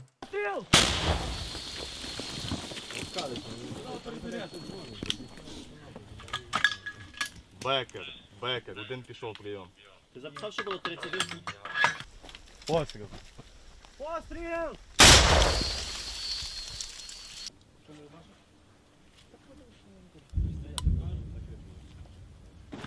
Постріл. Постріл! Наряжай. Кажи постріл, передай постріл. Бекер і Герін пішов один прийом. Контактами до цього не забудь. You see them loading that little SPG-9, a recoilless rifle that the Ukrainians have come to adore. Все добре. Зарядив! Постріл! Зараз от українські військові ведуть вогонь по скупченню російських сил. Неподалік Бахмута ведуть вони вогонь із СПГ, танковий противотанковий гранатомет. Основним намагаються вразити російські сили. Постріл! Наряжай. Кажи постріл, передай постріл. Вогонь, блядь. Постріл!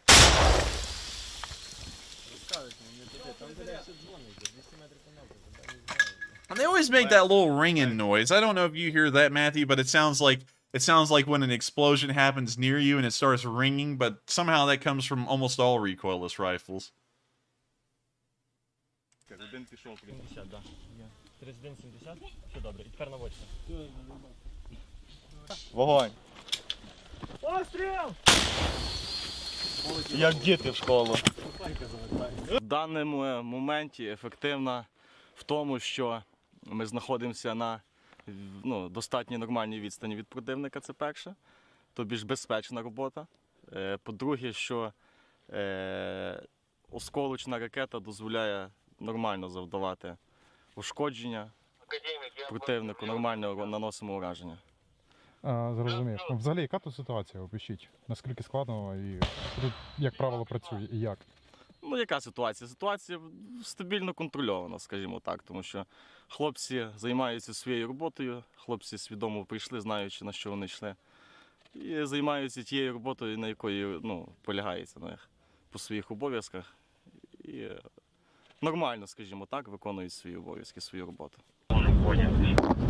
В загальному ситуація нормальна. Трошки наших побратимів денацифікуємо. І демілітаризуємо.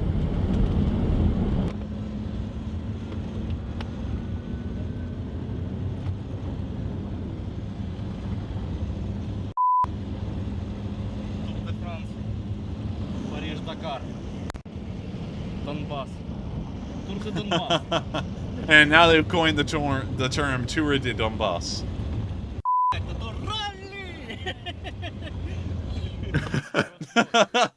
I like how that guy in the back he immediately started getting the Samir, you're breaking the car kind of vibes from the driving and how fast you're going. He was like, this is a rally.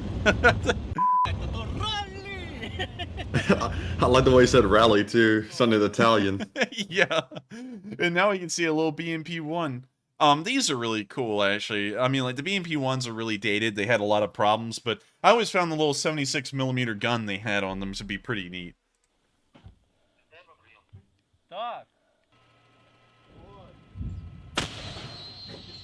We hear that ringing again. Now we see the... Wait a minute, that was coming from the... Wow, that is really cool. Apparently the BMP also does a little bit of ringing and singing, too.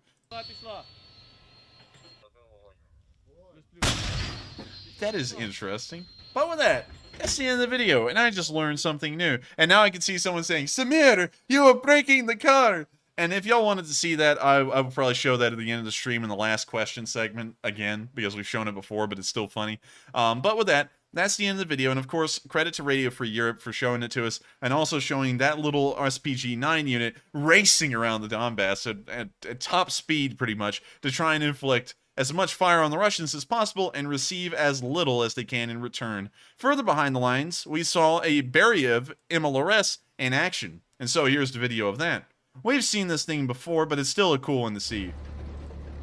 Also, I love the luxury cab they put on the front of it. You now see that they added in a little bit of sound effects while the MLRS is aiming. That's a meaty rocket right there.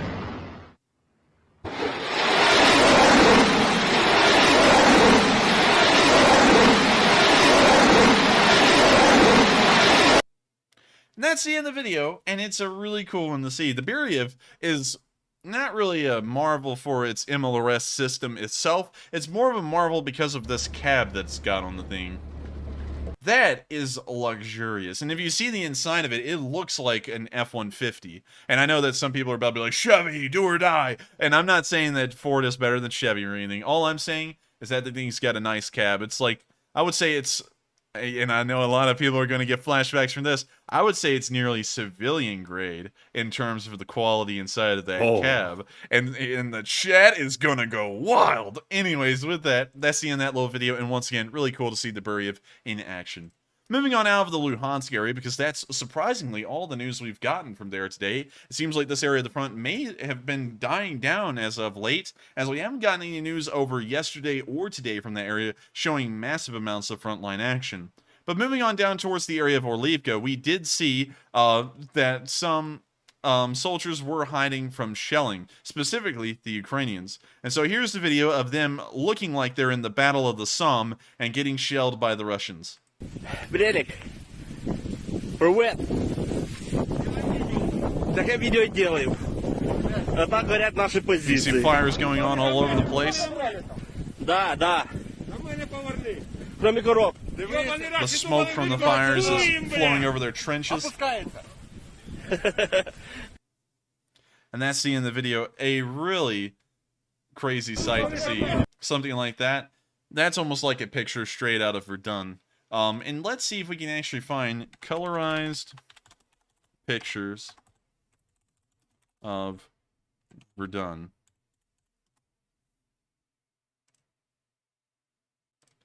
Looks something like that. Or, if, for example, oh, that's a reenactment. That's not a real picture. I'm trying to find real pictures here. And you see, of course, one of the more famous pictures of the French flamethrowers in action. Surprisingly enough, they too also used flamethrowers in the First World War, along with the Germans. And the British used some as well, but we're not covering that in this video. Anyways, I'm trying to find y'all some pictures like this here. You can see a little bit of smoke rising off the landscape still, it seems, at least in this one spot, and German soldiers moving through this absolute wrecked landscape, and it looks a lot like this video. And it's crazy to see that 100 years later, in some places, you can't even tell a modern 21st century war from a war that happened at the very beginning of the last century. It's incredible to see, honestly, and it's something that kind of lets you know that regardless of how far we think humanity has advanced in technology as well, a lot of things remain the same. Some people say that war never changes, and it's not an entirely true statement, but in some aspects, war doesn't change. A soldier from World War I, if you dropped him down into that trench today, he wouldn't have even known he had gone anywhere different, and he was in a different time. And so with that, We're now going to be moving on from that interesting and crazy video to see, and we're going to be moving to the area of Pokrovsk, where we've seen some Ukrainian Air Force action today, as an Su-27, 2 Ukrainian ones, were firing missiles over the town of Pokrovsk towards the Russians. And so here's the video of this Su-27 at work. You see the Su-27 right up there is that little black dot, and we can see it firing off 2 missiles actually at the same time.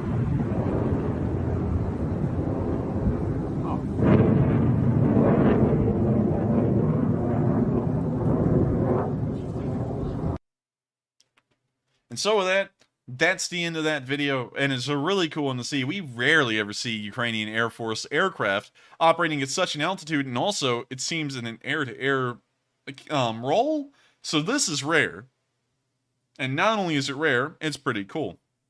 So with that, that's the end of this video, and we're now going to be moving down to the front lines of Donetsk, where we have heard some interesting news today. As far as we're able to tell, Ukraine is still holding the town of Marinka, although it is subject to pretty heavy fighting, actually. While we don't hear of any ground being taken either by the Ukrainians or the Russians, it appears that the Russians were able to have a small-scale success today, as they were able to push forward and capture a trench along with a couple of Ukrainians, at least as far as we could tell in this video. And so here's the video, and let's take a look at what they showed us.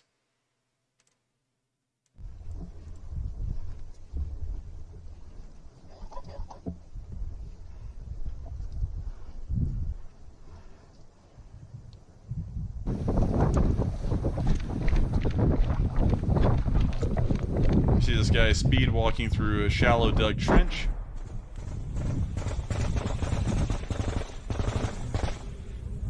And we can see a couple of blurred out soldiers on the ground.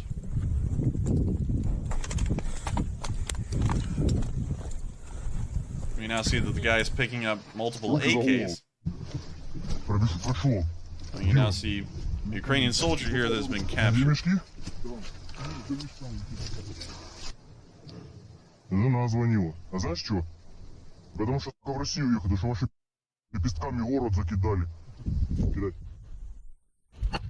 Now, one thing I gotta say is that while the Russians have pushed forward into this trench and they've captured this Ukrainian, it's still clear that the quality of their equipment and the quality of their soldiers is incredibly low. You can see that this guy looks homeless pretty much. And so while this is a small success, they still haven't taken Marinka. As of right now, the Ukrainians still do hold the town, and this is a token success for the Russians compared to the amount of times this has happened to them, and whole entire platoons of Russians were captured intact. Whole entire villages were captured by the Ukrainians in turn. And so while this looks like success on the Russians' part, when you really put it into a big picture, this is a drop in the bucket and hardly, I guess you could say, trying to get to where the Ukrainians have gotten in terms of their successes in these kinds of fights.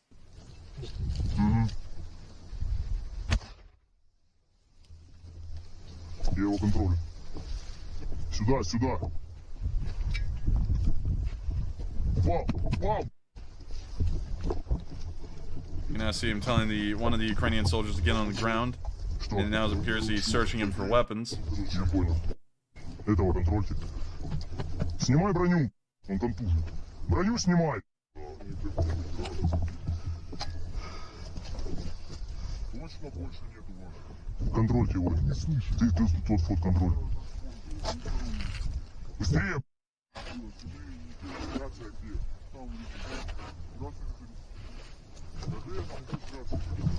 Все документы.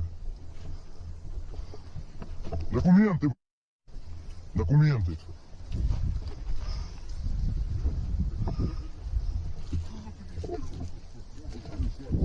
Еще есть? Точно? And that's the end of the video. Unfortunately, we don't know what happened to those Ukrainian soldiers. Did they actually get turned over to a prisoner of war camp or some kind of a filtering unit that would then send them to one? Or were they executed on the spot? Knowing the Russians, we don't know what happened to them beyond this video. But we did see that they apparently did capture one frontline trench. And, you know, it's even questionable how close that really was to Marinka, because in the surrounding area, we saw nothing but woods. And so if we go down to Marinka, we'll see here that that could have been in a couple of places. We see a trench work right here. But we don't see this, the shallow trench works that they were fighting, and we also don't see this large slag heap out here in the distance. And so for all we know, that could have been anywhere in the surrounding area. In fact, it could have been up here near these woods, since we did see some trees. So we have no idea, really, where that was in the Marinka area. And on top of that, it's a very token... It's a token success again. They only captured 2 Ukrainians on film. And even at that, if we go back and look at this, I do want to make sure that we take a good look at this again. There's not a yellow armband on this guy. And there's no armbands or leg bands on the other guy either. And that always does throw into question, because we've seen Ukrainian forces enough to know how to recognize one off the bat that is an actual Ukrainian soldier. And there would have been armbands on this guy. And so there is a little bit, there's always a high level of questionability as to whether these videos are accurate or not. But one thing that we did see in this one that we usually don't see in others is the unfortunate sight that soldiers had been killed in this trench, as we could see there, but they were blurred out, you know, and of course that allowed me to show it on YouTube. So with that, a token success for the Russians, not a massive gain, and it's not going to be winning the war anytime soon. And in return, Ukraine shelled Donetsk. So let's take a look at that video.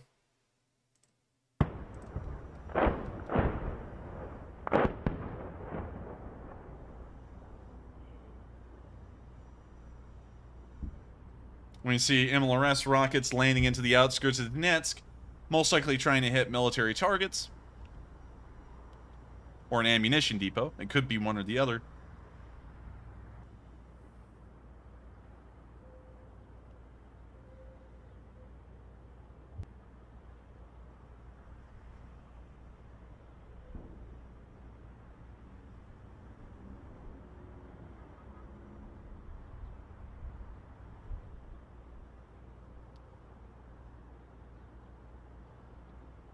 We see silence resuming over the town again after that quick little MLRS barrage. It is interesting to see that apparently, while the Russians are showing that they are taking a little bit of at least a trench in the Marinka area, it doesn't really look like they're doing anything sizable. Once again, the Russians have not made any ground in this area for quite some while, and it looks like they won't be for the foreseeable future. Also, on top of that, once again, I have seen some people saying that that video was most likely taken in 2014. And so let me go... Wait a minute, no. I would have to actually disprove that, because the Russians weren't wearing armbands in 2014. And so I'd have to say that this is taken in the present day. But one thing I would like to say real quick before we move on from this video, look at this specimen. Torn pants, crappy shoes. Those things look like brogues that I would wear in reenacting. A flak jacket that's all torn apart. An unfitting tunic. A backpack that's falling off of his back. It's more like a butt pack more than a backpack at that point. And jeez. That's a shoddy uniform. Also, let's move forward again, because I didn't say this earlier. But I would like to point this out now. When they're showing the captured Ukrainian here with no armbands on whatsoever, and also no tunic to speak of, which is odd. When you see this guy, wow, what a throw. Didn't that look like a throw, Matthew? Wow. Weak. And then this guy just aims the gun at the prisoner for no reason. I gotta say, while this one does look more convincing than most, there are a lot of questions here as to whether this is legitimate or not. So with that, take it for what you will. I'll let y'all decide, was it real or not? And now we're going to be moving on out of this area of Donetsk and down towards the southern front, where we have seen the Russians taking losses. Here in the area around Malnivka, as we're assuming right now, the Azov was able to hit a couple of vehicles of the Russian armed forces. And so here's the video of that happening.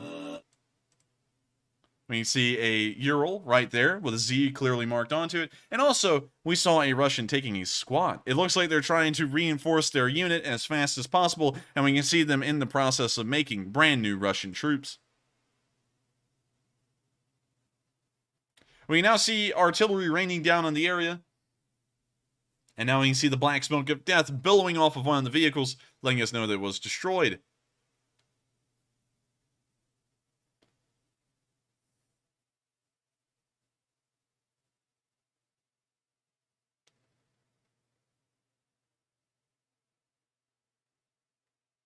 Artillery still raining down, and fairly accurate at that. Once again, the Ukrainians still making the A grade in terms of accuracy. You can see that they're also hitting ammunition and vehicles in the villages, and dropping drone bomblets onto some APCs.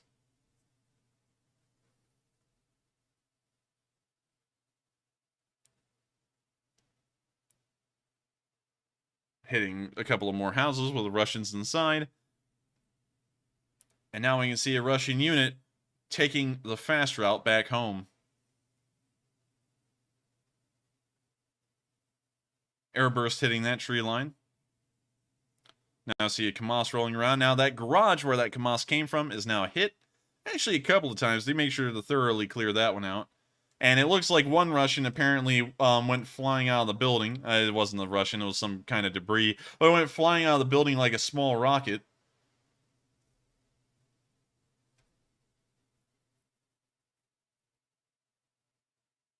And that's the end of the video, and it is showing that the Russians are still taking a decent amount of losses there in the southern front.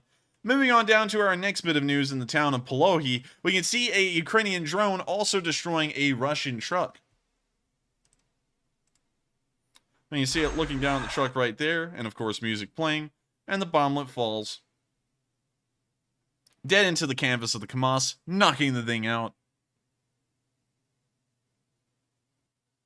That's the end of the video, and it is great to see that the Russians are still taking losses in the southern front. While these losses are great to see, it does not show that the Ukrainians nor the Russians are making any ground here. The front line is, of course, stagnant, and I believe it will remain this way for an incredibly long while in this war.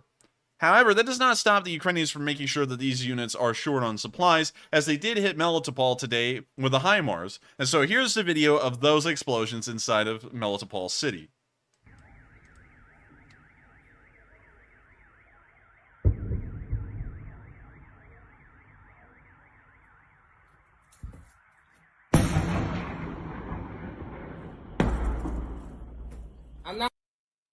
And then we hear someone saying, "Anna," before it got cut off. But that was definitely a nice little explosion in the center of Melitopol, letting us know that the HIMARS are still rocketing away. See what I said there?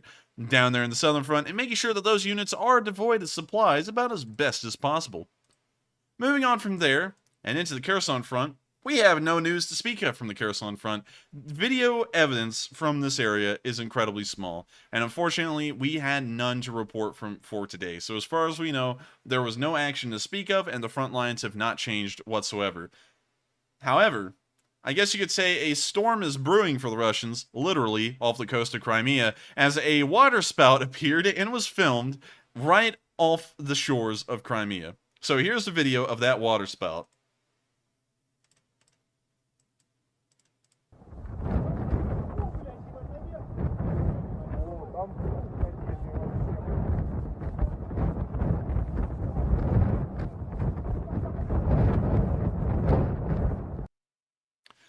As the Russian propagandist guy in Moscow would say, "We need to make sure that Ukrainians cannot control weather." Because, you know, the Ukrainians also have that ability as well now, as they're now making water spouts off the coast. With that, we're now moving out of Crimea, as that was really the only news we had left that we didn't cover at the beginning of the stream, to the last bit of news from the Black Sea area. Today we saw that apparently Russian troops had managed to find their way back onto Snake Island, at least in a small force, and the Ukrainians decided that that would not stand with them. And so they sent out a small team of Ukrainian soldiers to retake the island from the Russians. And so it seems, as far as video evidence goes, there was a firefight for that island today, and Ukrainians were on one side and the Russians were on the other. And so here's the video of the Ukrainian perspective of this firefight. Хима! Ой, блядь. Фитиль! Майор, не ганяй так резко. Фитиль! We Улыбнись! hear a bullet bounce over the ground near them. Да, ну то красное, что такое? А то, что выкинули там.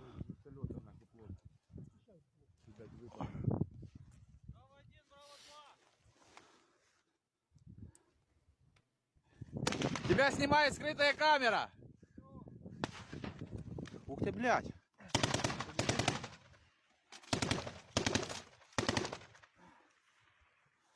Ниже ты сильно высоко, ниже бери.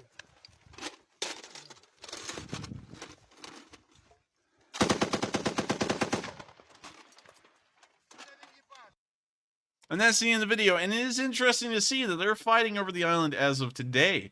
We don't know the progress, we don't know if the Ukrainians were able to push the Russians off, but we are hoping that that will be the case the next time we get a little bit of news.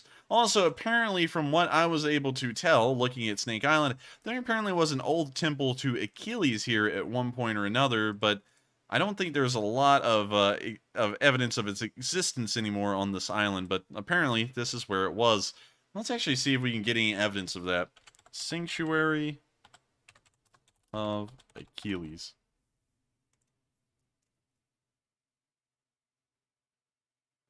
Is there any evidence of its actual existence, like pictures or paintings, perhaps?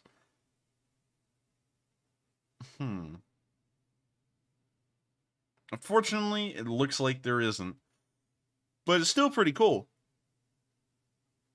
And so, unfortunately, we can't find any evidence of it, but it's an interesting idea, and I hope that one day they do get a little bit of archaeological digging out there and maybe find the foundation, perhaps. Anyways, with that, we have now covered all of the news for the day, and we're now going to be moving up to Kyiv in Ukraine to now cover the speech from President Volodymyr Zelensky. But before we do, and before I tell you all the news that's been covered, we have one bit left. So, if you were about to leave, make sure not to leave yet, because the Russians haven't clearly said that they want to commit genocide against the Ukrainians. The ambassador of Russia to, I believe it's the international, I would have to make sure to get the name correct. Unfortunately, I can't tell you the organization yet. But when you see that Mikhail Ulyanov said no mercy to the Ukrainian population, and that was in response to Volodymyr Zelensky's tweet about the United States sending another $775 million in aid and support to Ukraine. So when you see this guy here, he's not saying against the Ukrainian military or the Ukrainian government. He's talking about the Ukrainian population as a whole. No mercy for any of them. And that is about as clear as the Russian government can get, or a Russian official can get, on what they want to do to the Ukrainians, which is literally commit war crimes and genocide against them, like they have done many times in the past. And so now that we've covered that little bit of news, we're finally going to be moving to Kyiv to listen to the speech from President Zelensky. And so without further ado, here's the speech. Українці, українки, всі We'll put that up there. And here's the speech. європейці. 177 днів такий час, коли звіт про події в Україні має значення для всього континенту. Українські дипломати, наші партнери, представники ООН, МАГАТЕ опрацьовують конкретні деталі місії, яка має бути направлена на Запорізьку атомну станцію. З цієї місії може початись відновлення повної безпеки на ЗАЕС і в Енергодарі. І я вдячний усім, хто приєднався до цієї роботи і ініціативи. Якщо російський шантаж радіацією продовжиться, то це літо може увійти в історію європейських країн як одне з найбільш трагічних за весь час. Бо жодної інструкції на жодній атомній станції світу не передбачений порядок дій на той випадок, якщо якась держава-терорист перетворює АЕС на мішень. Звичайно, варто сьогодні звернути увагу і на інший аспект російського шантажу в галузі енергетики. Знову обмежується постачання газу в Німеччину через перший Північний потік, і знову звучать абсурдні заяви про те, що нібито можна щось компенсувати через Північний потік-2. Ці потоки потрібні Росії виключно для того, щоб постачати в Європу проблеми, а не допомагати комусь там з газом. Зараз це абсолютно очевидно. Чим довше держава-терорист буде залишатись на європейському і світовому енергетичному ринку, тим довше не буде стабільності на ринку. І чим швидше всі у Європі підготують свої енергетичні системи для існування взагалі без будь-якого постачання енергоносіїв з Росії, тим швидше зможуть спокійно переживати будь-які зими. Сьогодні відбувся дуже важливий візит в Україну представників Асоціації європейських міст Євросітіс на чолі з міським головою Флоренції. Ця асоціація об'єднує мерів понад 150 міст Європи, ще представників десятків міст-партнерів. Будемо співпрацювати з ними напряму. Українські міста і громади з європейськими містами і громадами. Ключове питання – це, звісно, відбудова наших міст. Сьогодні підписали відповідний меморандум, але не тільки це буде предметом нашої важливої співпраці. Сучасний розвиток будь-якої країни – це передусім розвиток міст, створення у містах нових можливостей та інституцій. Це обмін досвідом між містами і міськими інституціями, а отже, це нові робочі місця, вищий соціальний капітал, більший рівень безпеки для людей.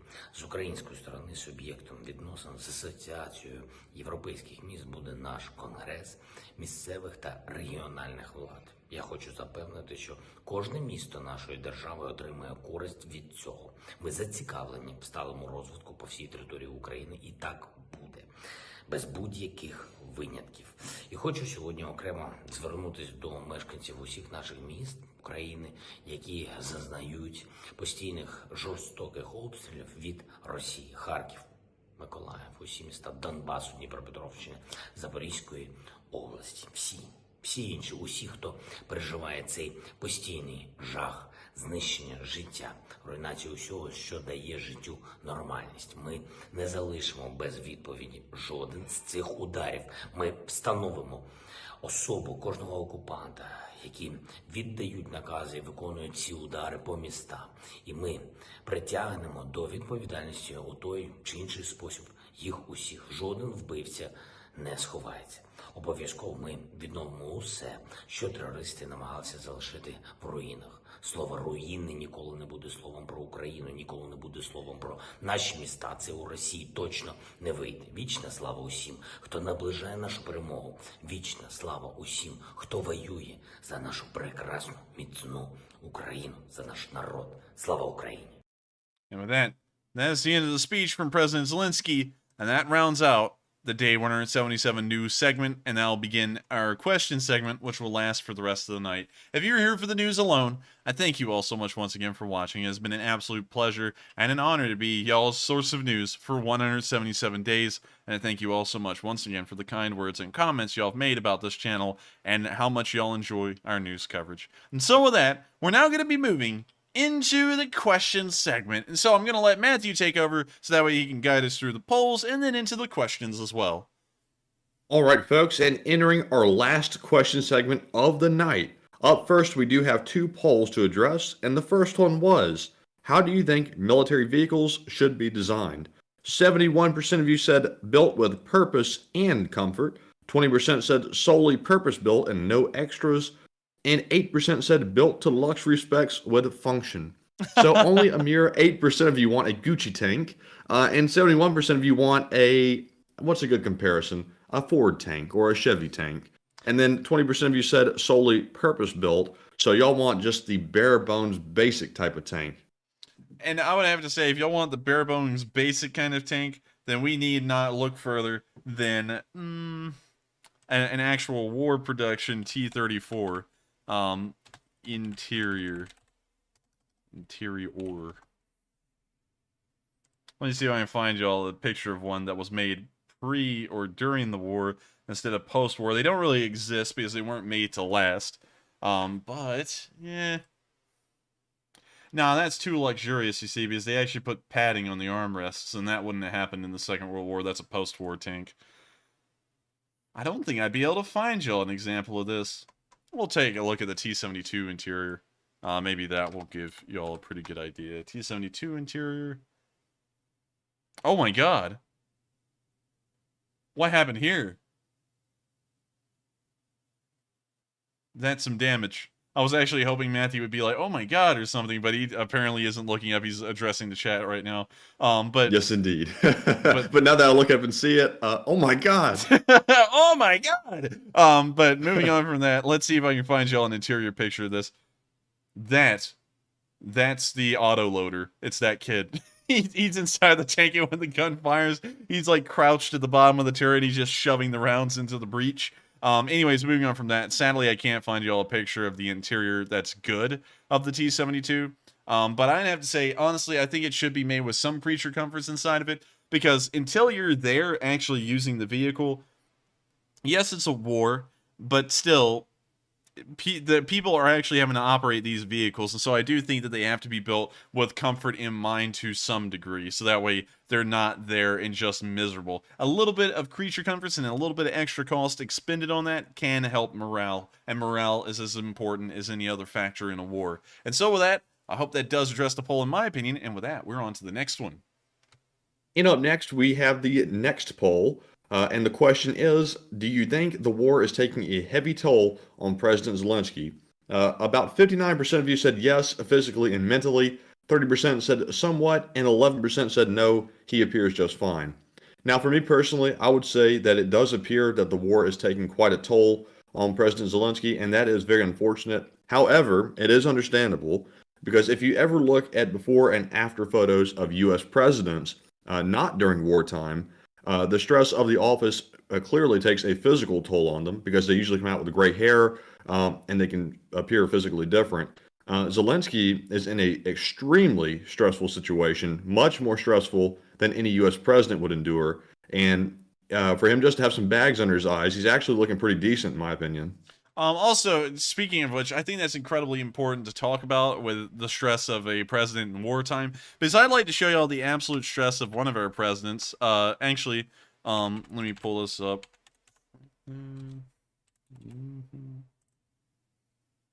So here we have an image of the president of the United States during the Second World War, Franklin Delano Roosevelt.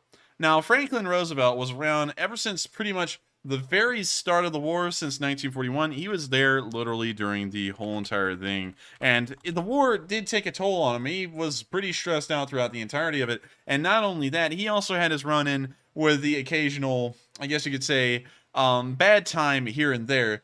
But it was such a toll on him that at the end of the war, he looked like this. Because he didn't even live to the end of the war. He actually had a heart attack and died in early 1945. And so Harry Truman took over as president and wrapped up the Second World War for the United States. I bet some of y'all who did know history saw that coming. And also someone said, he looks pretty good compared to Lincoln. And there's not a lot of pictures of Lincoln that were taken. I think there was only a handful. Abraham Lincoln. Let's pull him up. So I wonder if we could get a time frame as to when this specific picture was taken. But I can tell you one thing for certain. Oh my god, wow, look. They made Abraham Lincoln modern. Like, they gave his picture a modern photo treatment, and that's what he would look like today. Wow. That's my goodness. That's actually crazy. He looks like a normal politician in a way. Yeah, it's weird. That is actually incredibly weird. I don't know if y'all find that uncanny, but honestly, for some reason, he seems like a representative in the Congress right now.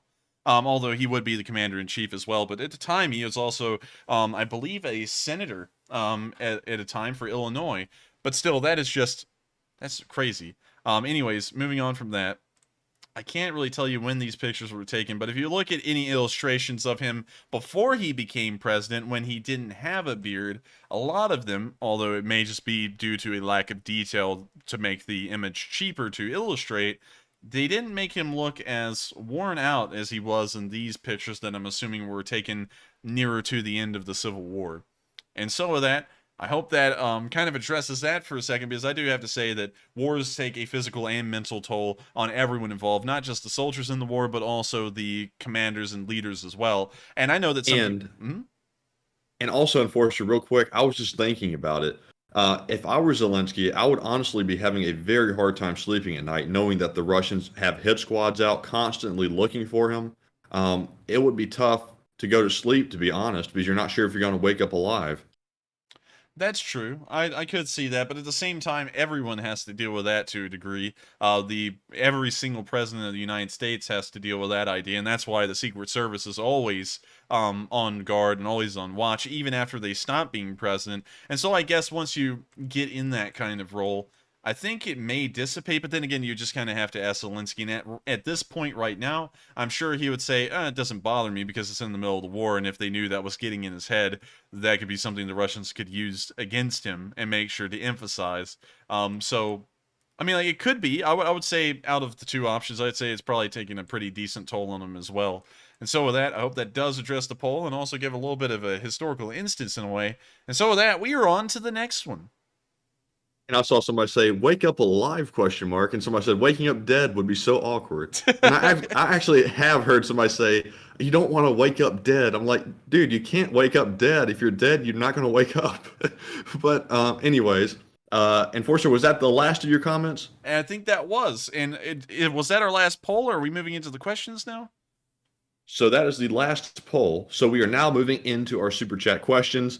And first up, we have a $50 donation from Old Salt, who's formerly known as Old Salty Squid, who says, "Sup. Thanks for sticking with this, guys. It seems the mainstream media has moved on.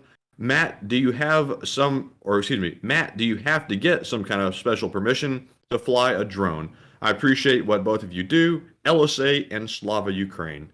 And Old Salty Squid, to answer your question, yes, you do.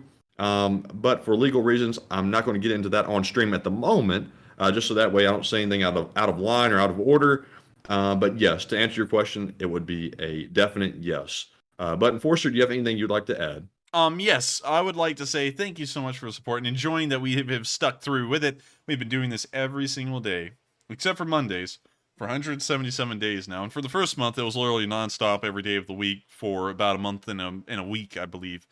So I thank you so much for enjoying that. And also, another thing I would like to say to address that question. Could you reread that first part of it that had the question in it? Yes, the first part was, well, actually, the first part was more of a statement, and the last part was a question. Could you reread the first part that was a statement then? He said, "Thanks for sticking with us, guys, and it seems the mainstream media has moved on." And I would have to agree, the mainstream media has moved on, and it's something that's really annoying to me. The only time they bring it back up is whenever they're talking about the nuclear power plant. They go, "Ooh, scary, you could all die, you better tune into our channel and find out what happens next." That's the only time they ever talk about it now. And it's always annoying to me how the news will never just stick with a story like this. This is the largest war that's happened in Europe since World War II in every regard. And it's silly and crazy to think that they won't sit there and cover this until it's in. I feel like modern media would sit there if World War II or World War III happened today. They would cover it for the first 3 months, and then their coverage would just drop off the face of the earth, and they would go back to the usual hoopla. Because that's almost what it seems like the news does these days. We're like, "Oh man, the ratings are dropping. Well, let's move on to something else. Let's move on to what everyone loves, which is always a good fight." And so with that, well, not a good fight as in a war, but in a good fight as in domestically. And so with that, I hope that does address the comment, Salty Squid. I'm still going to call you Salty Squid because in my opinion, you're still a squiddy squid. And so with that, thank you so much once again for the support. It helps us out a great deal. And thank you so much for the kind words once again. And so with that, we are on to the next one, and thank you. And next up, we have a $35 super chat from Ted Agens, or Agens. I can't remember how to pronounce the last name, but Ted, thank you very much for the support. And he says, "ATACMS pods have the exact look as any other MLRS pod for obvious OPSEC reasons. I could give you a pic, but I am told that YouTube does not allow links." YouTube does not allow links. That is true. But one thing I would have to say is I have seen that, but I've also read today in my research that the United States may have abandoned the faux coverings to the ATACMS missile pod and may have just made it to where it looks like that. Once again, I'm not entirely sure. I may be wrong, and the source I was reading may have been I don't want to say it was questionable because as far as I could tell, it was pretty authentic in the information it was giving. But then again, it could be wrong. I did see the faux pods, however. I do know what you're talking about. But at the same time, that may have changed. So with that, I hope that does address the comment. And thank you so much for the support and saying that, because that is something that we did see. But at the same time, there would be no way to explain if all of them look like the 6 rocket pods, how this HIMARS was driving around with a large singular base plate looking thing on the back of it right here. Man, the way they pan that camera, you can't really see it well up close.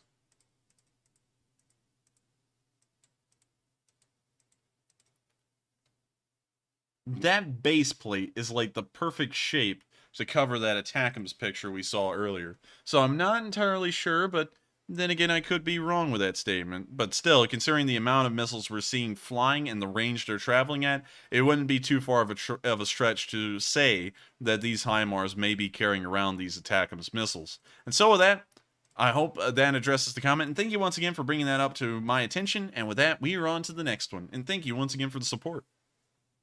And up next, we have a $20 super chat from BC Skyman, who says, does the Enforcer have any news on the joint Chinese and Russian exercises in the Far East? What are the chances that China will become more involved? And thank you guys for your wonderful service. And thank you so much for the kind words. Again, everyone has a lot of kind words to say tonight. And we're, of course, greatly appreciative to each and every one of y'all. Everyone involved, everyone who says something nice, we enjoy it. And so I thank you all so much once again. But to answer that, we haven't really heard a lot about the U.S. operation, well, not the U.S. operations, the Chinese and Russian operations in the eastern part of Russia in their war games. It is something that they've been doing since 2015, so it isn't anything new, but it's still something a little interesting considering the current climate. Unfortunately, I couldn't tell you if that will lead to more Chinese involvement because, once again, this has been something they've been doing since around 2015, so in that regard, honestly, I'm going to have to declare ignorance on that because I would be about as informed in my opinion on that as anyone else could be. And so with that, I hope that does kind of address the comment in a way, and thank you so much once again for the support. And with that, we are on to the next one. And up next, let me give a shout out to Lucy P for putting in a $20 donation. And thank you very much, Lucy, for your support of the channel and helping to keep us running. And up next, we have a $20 super chat from Kaltenberg, who says, boom shakalaka, boom shakalaka. Wait, a chicken farm. Boom shakalaka, boom shakalaka. That was genius. I like that. And thank you so much once again for the support, Kaltenberg. But also, boom shakalaka, boom shakalaka. And also, let's find where's that town? Timanovo. There it is.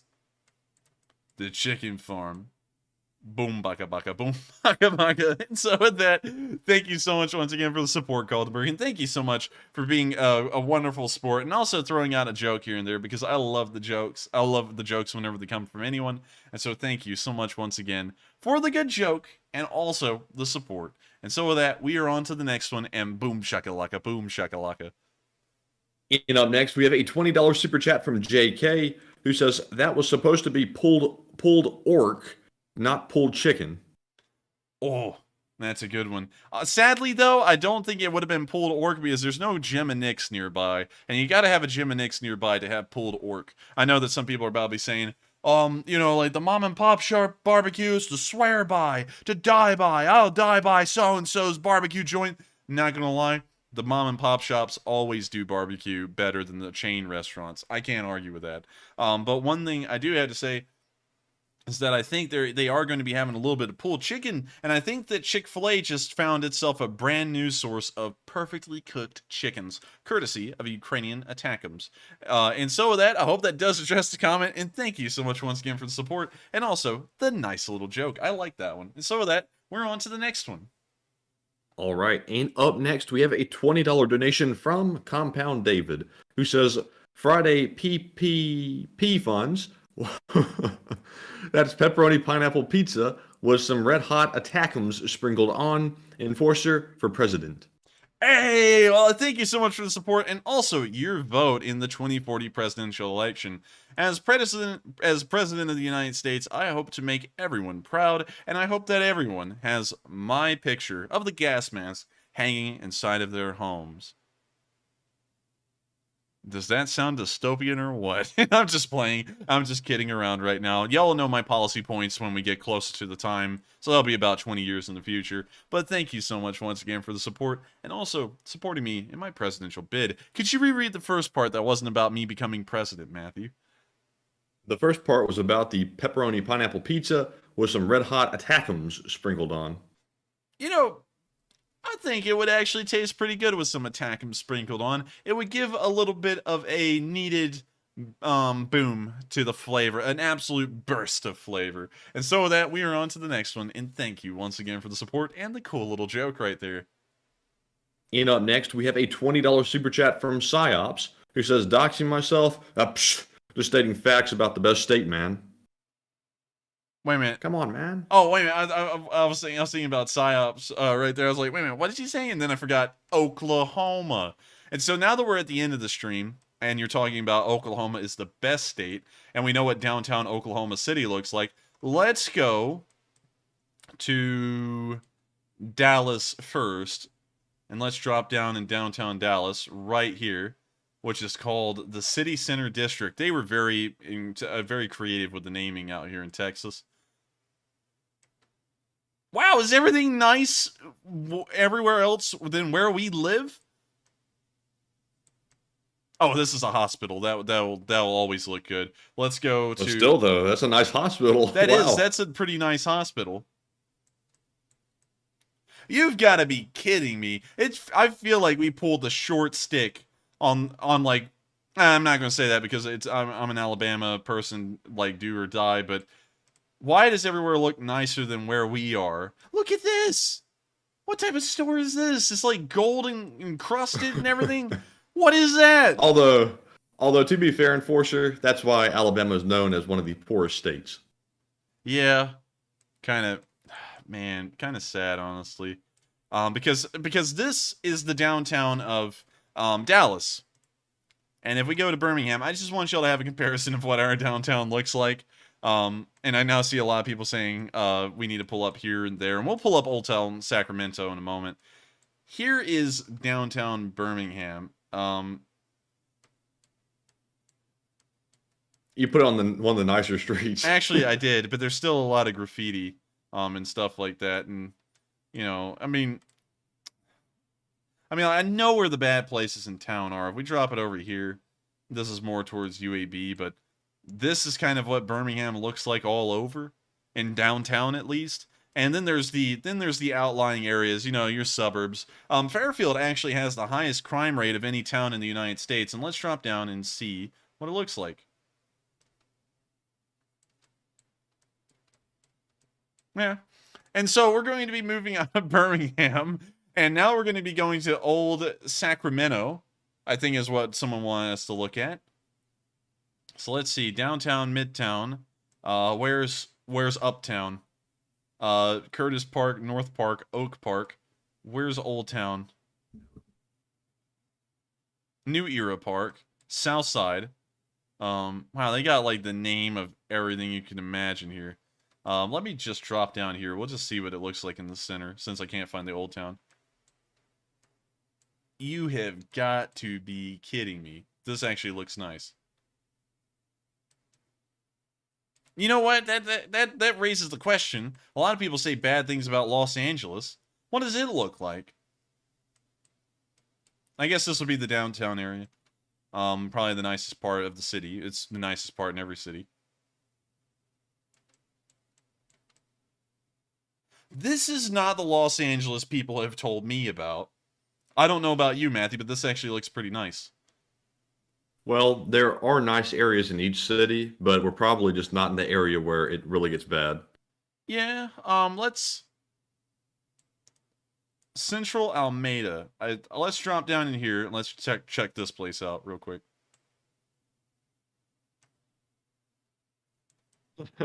It's not bad either. It's not that bad. It's not bad at all. I mean, this is not what I've been hearing about, because whenever we hear about California and it ever reaches the national spotlight, we always hear about like homeless people crowding every street.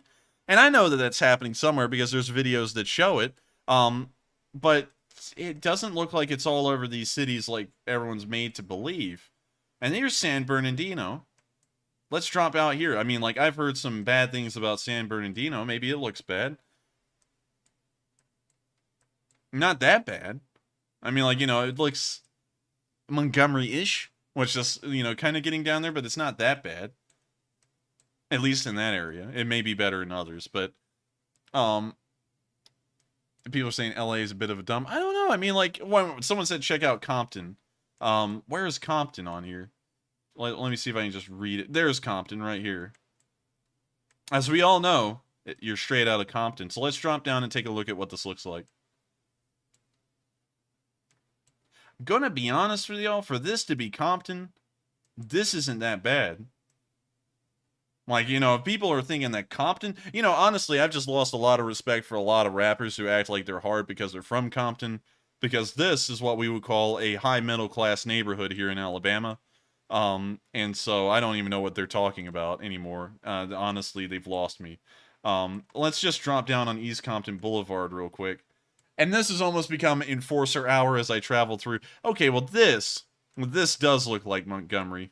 That's about like the rock bottom of Alabama, in my opinion, is either here, well, Montgomery or Selma. Those are about the worst.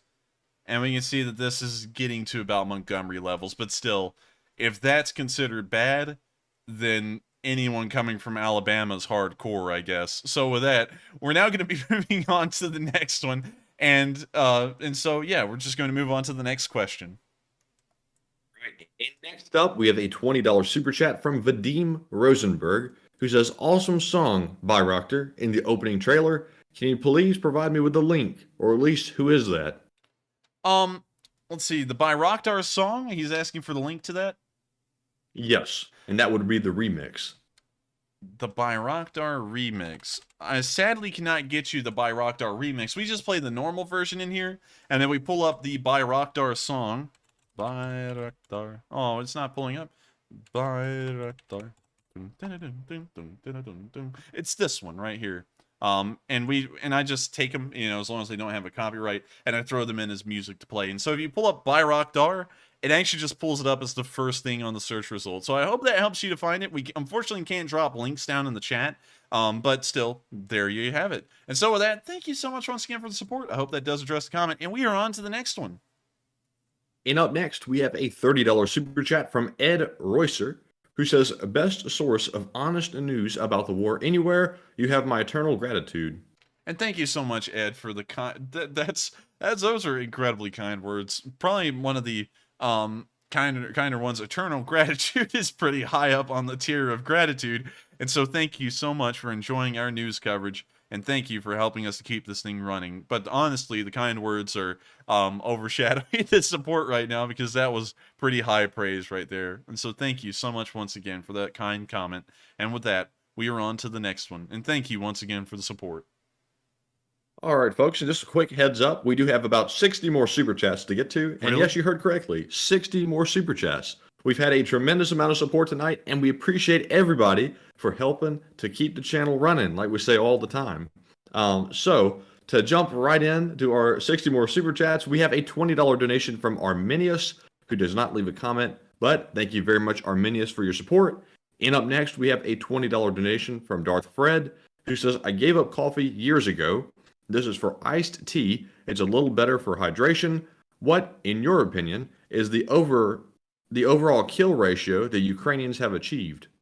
I would have to say that based off of the figures we've been able to get nowadays, it's more closer to 3 or 4 to 1 instead of 7 to 8 to 1, which it was in the earlier part of the war. And that may be because the Ukrainians have fought some major battles and also conducted counterattacks, which may have led to a climbing rate of casualties for them. So in my honest opinion, to make this answer short, since we have 60 super chats to get to, I would say somewhere around a kill to death ratio of 3 to 4. And so with that, I hope that does answer the question, and thank you once again for the support. And with that, we are on to the next one.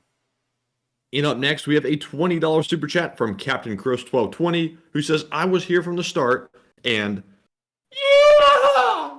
Dang, it sounds like your vocal cords almost busted out on that. I did. I totally lost it on that one. That wasn't good, and I just hurt myself. It just sounded like, ah! It sounded like you were falling, but thank you so much once again for the support, and also the kind comments and support of our channel. We appreciate it so much that all of y'all like this channel. And I thank you all once again. And so with that, thank you so much for the support. We are on to the next one.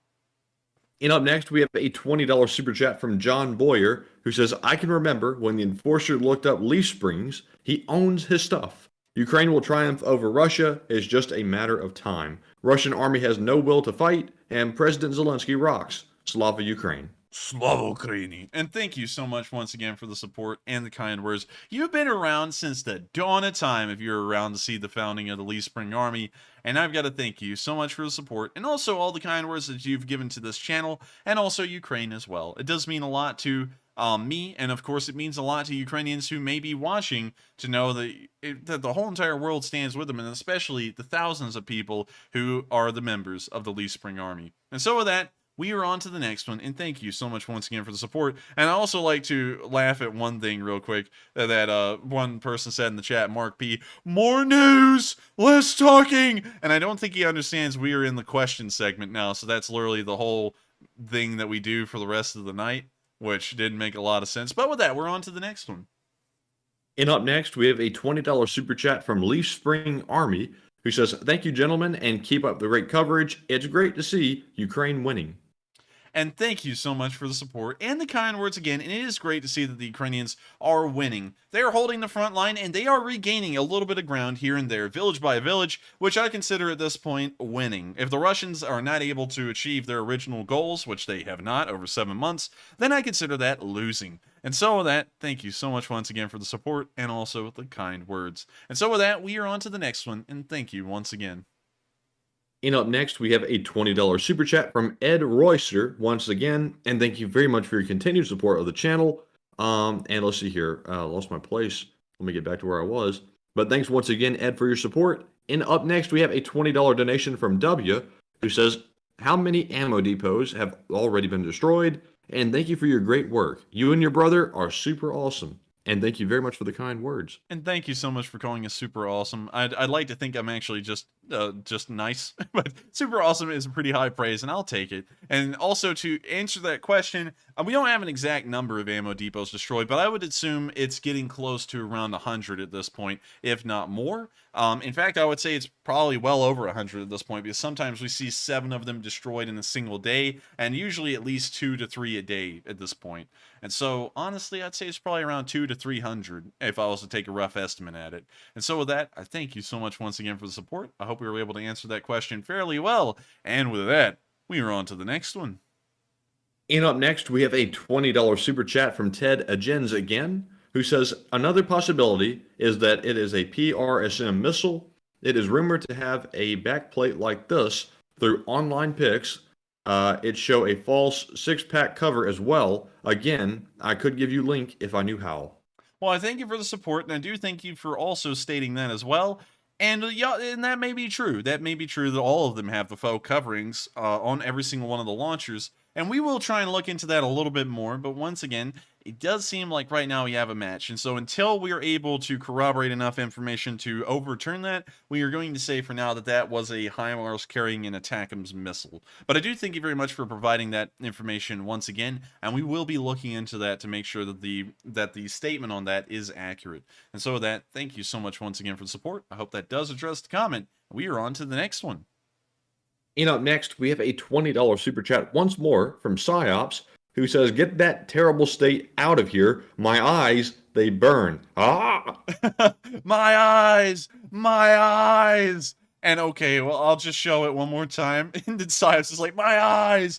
But I thank you so much once again for the support, and we will keep Texas out of here. But now we're going to start the Texas-Oklahoman war, and it will start right here in the stream. But with that, thank you so much once again for the support, and we are on to the next one.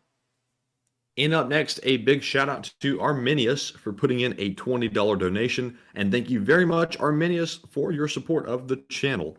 And up next, we have a $15 donation from Zaporizhzhia1, who says, here is coffee and pizza fund for the Enforcer and Matt. And thank you so much, Zaporizhzhia, for the coffee and pizza fun. We had coffee and pizza yesterday, and a little bit today. I had some for lunch, and it was good. It was the Papa John stuff, and we had a Hawaiian pizza, a pepperoni pizza, and also a supreme pizza, and all of them were really good. And so thank you so much once again for the support, and we are going to put that towards more coffee and more pizza. And so with that, we are on to the next one, and thank you once again. And up next, we have another super chat from Richard Daniel Jr., who puts in a $15 donation and says, this is for all the veterans that watch the channel. Thank you for your service. And Richard, that is very nice of you to say. And I also second that. If you have served in the armed forces, either in the United States or otherwise, thank you for your service. And also, thank you so much once again for the support. And I would also have to triple that statement and say thank you to all the veterans once again for your service. Regardless of what country you have served, whether you're British, American, I do thank you for standing up and serving your nation and protecting its best interests, because not a lot of people do that, and it's a very small portion who actually do. And so with that, thank you once again for that kind comment to all of our veterans here, because I'm sure they do appreciate that. And so with that, we are on to the next one, and thank you once again for the support. And up next, we have a $28 donation from Barrett Jex, who says, out to the locations unknown, LSA hee-haw. And Matthew's not doing the hee-haws anymore, probably because his vocal cords are busted, but thank you so much. Oh, he actually said hee-haw. Oh, like the hee-haw show? Or like the hee-haws and like the normal hee-haw. Now, I bet you PsyOps is going to go insane, because this is like the whatchamacallit. What's the name of that stuff? Like the sleeper agent activation codes? What are those called?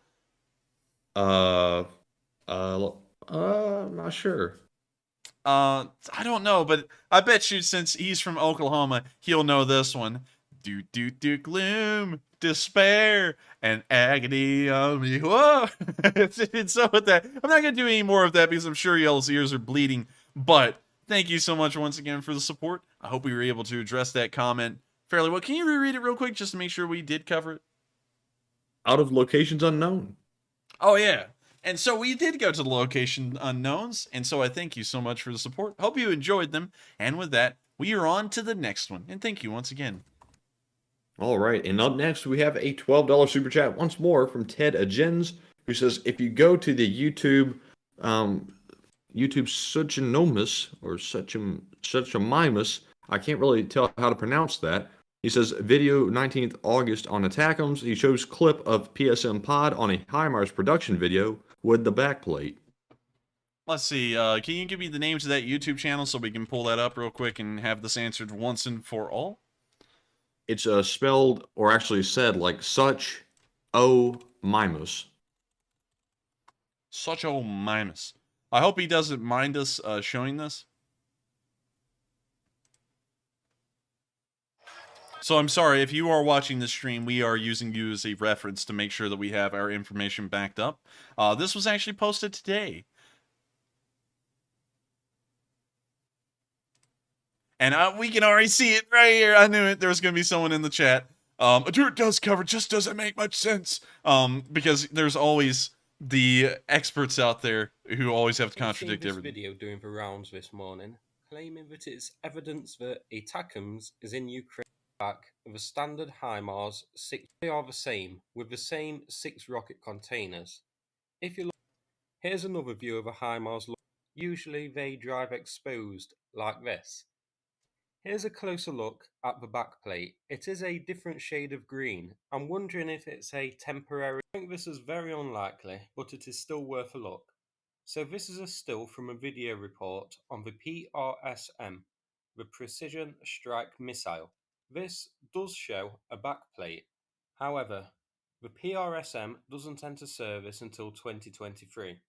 And I find it unlikely that a new cutting-edge missile, not even in service with the US, would be sent, rather than ATACMS. Okay, so based off of what we've seen in this video, although we've skipped through it pretty quickly, this may be a PRSM, although those aren't going into service, like you said, until 2023, which we've also checked on our stream a couple of days ago. And so based off of that, I would have to assume it's probably an ATACMS, because we've never seen a HIMARS in transport with something like that on the rear. And that guy did make a pretty good point. So, take it for what you will. It seems like this could be pretty contested right now, whether that was an ATACMS or a PRSM or a normal HIMARS. But I'm still leaning more in the direction of there are ATACMS in Ukraine right now. There's no way that they have that many long-range missiles that were made domestically, and so it's most likely an ATACMS or a PRSM being carried on this HIMARS. And so with that, thank you once again for the support, and also giving us a little bit of a source to go check with, because it seems like he also gave some pretty interesting points there. And so with that, we are on to the next one, and thank you once again. And I have to admit, that guy has a really good narration voice. For some reason, whenever you add the British accent to a video, it makes it like 10% more credible, I have to say. Yeah, Matthew, you know, speaking of which, I had to pick up that voice that I showed you today. I just had some calypso. It's minging. Yes. We're on to the next one. All right. And up next, we have a $10 super chat from David Moyers, who says, how about this? Taking out the Kerch Bridge using a Russian train, suicide drone, car full of ammo, kaboom, priceless.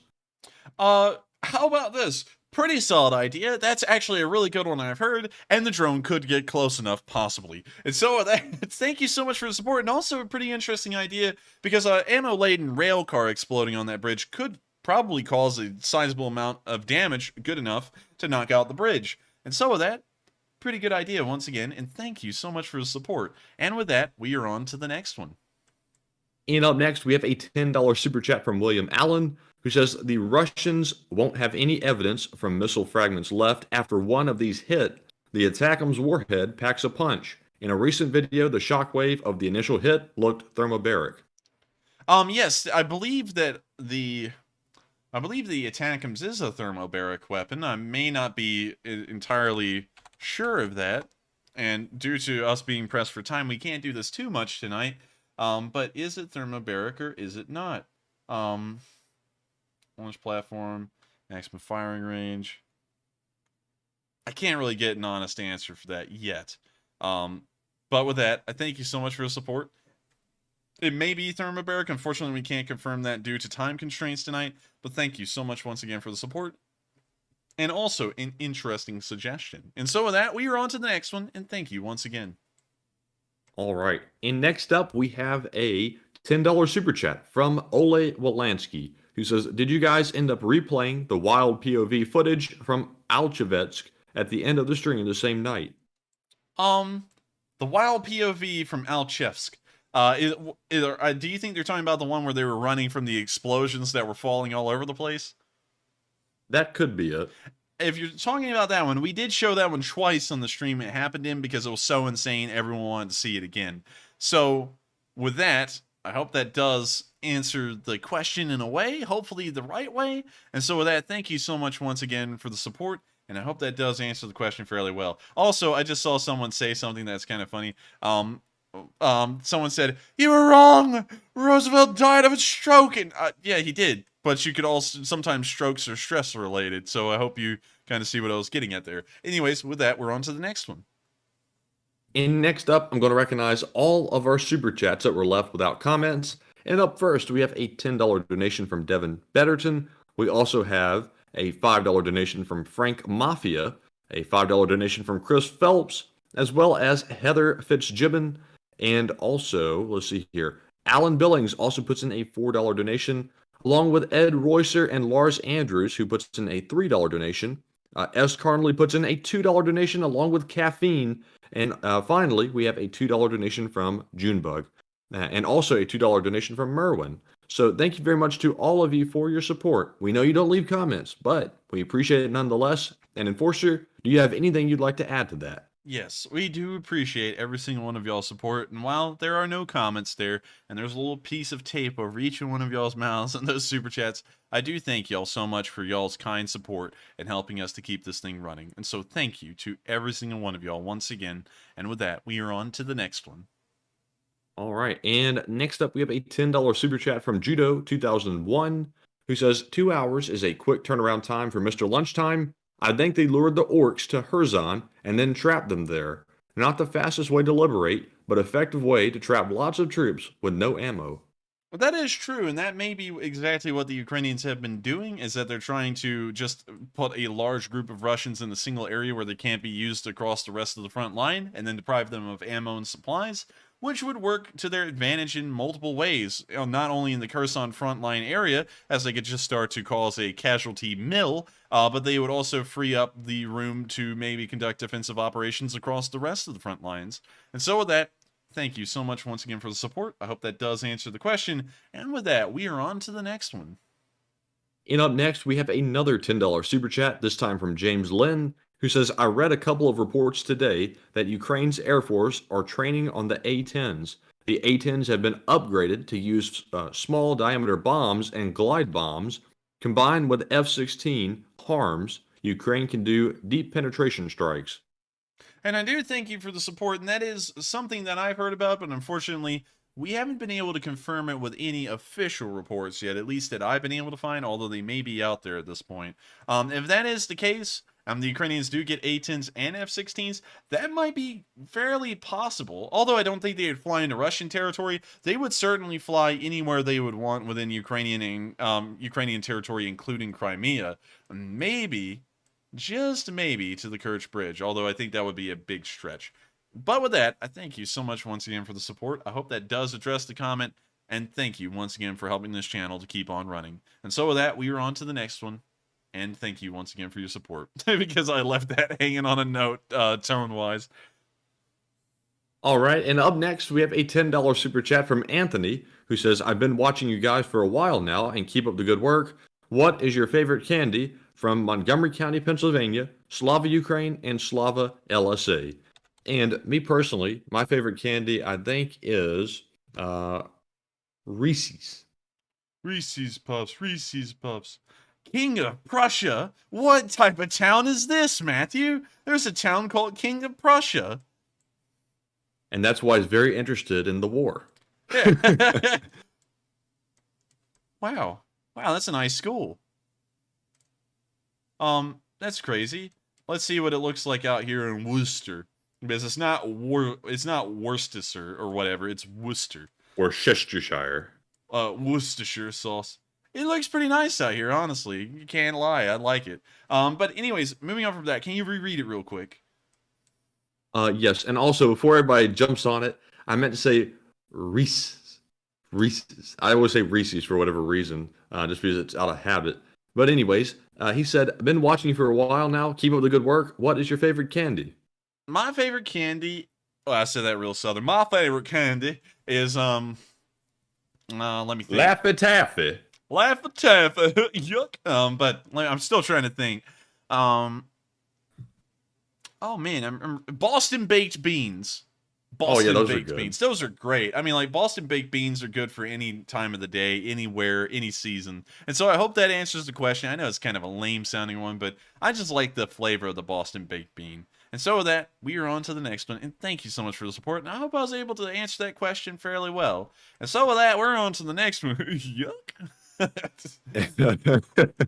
And up next, we have a $10 super chat from Santiago Flores, who says, for the Donut and Gym Fund, I bet those Russian wounded after being flown away from the general public. Cheers.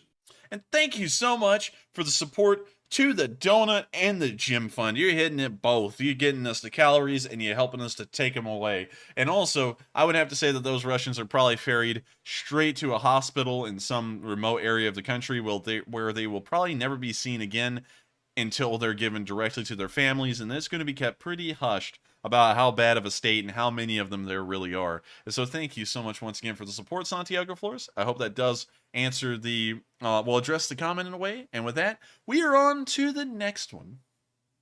And up next, we have a $10 super chat from David Prange, who says, pray for me. I'm in Romania, but seriously, people here are rent worried.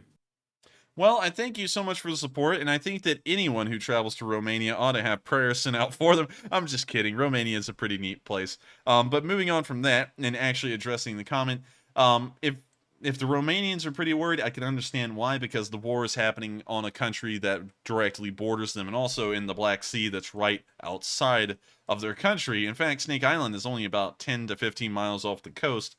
So I could see that being a little bit of a worrying thing for Romania. And since you're there, let's drop down in Bucharest and probably be absolutely blown away with what it looks like. So let's see what Bucharest looks like. Is everywhere better than Birmingham? I mean, are you kidding me?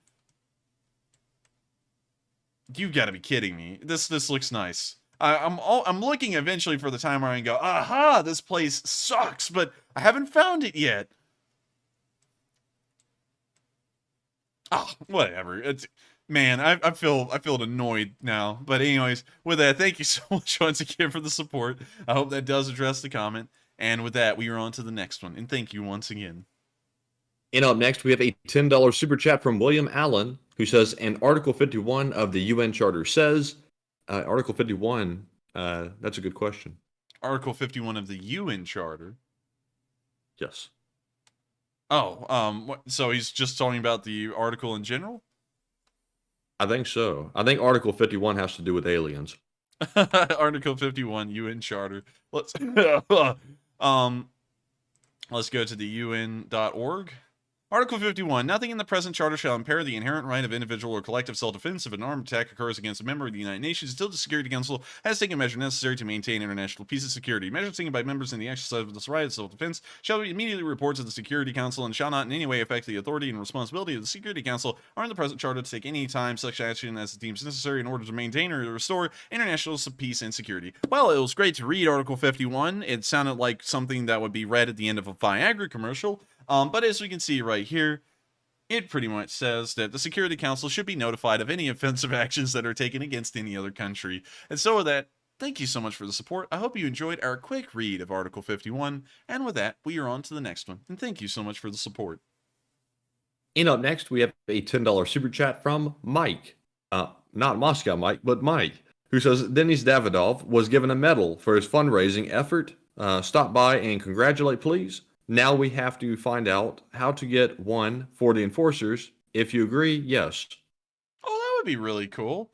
I didn't really do it for metal, but that would be cool if we did get one. And so thank you so much for the support, and we will make sure to actually congratulate Denis Davidov in person if we can get him on our stream to talk about Kherson.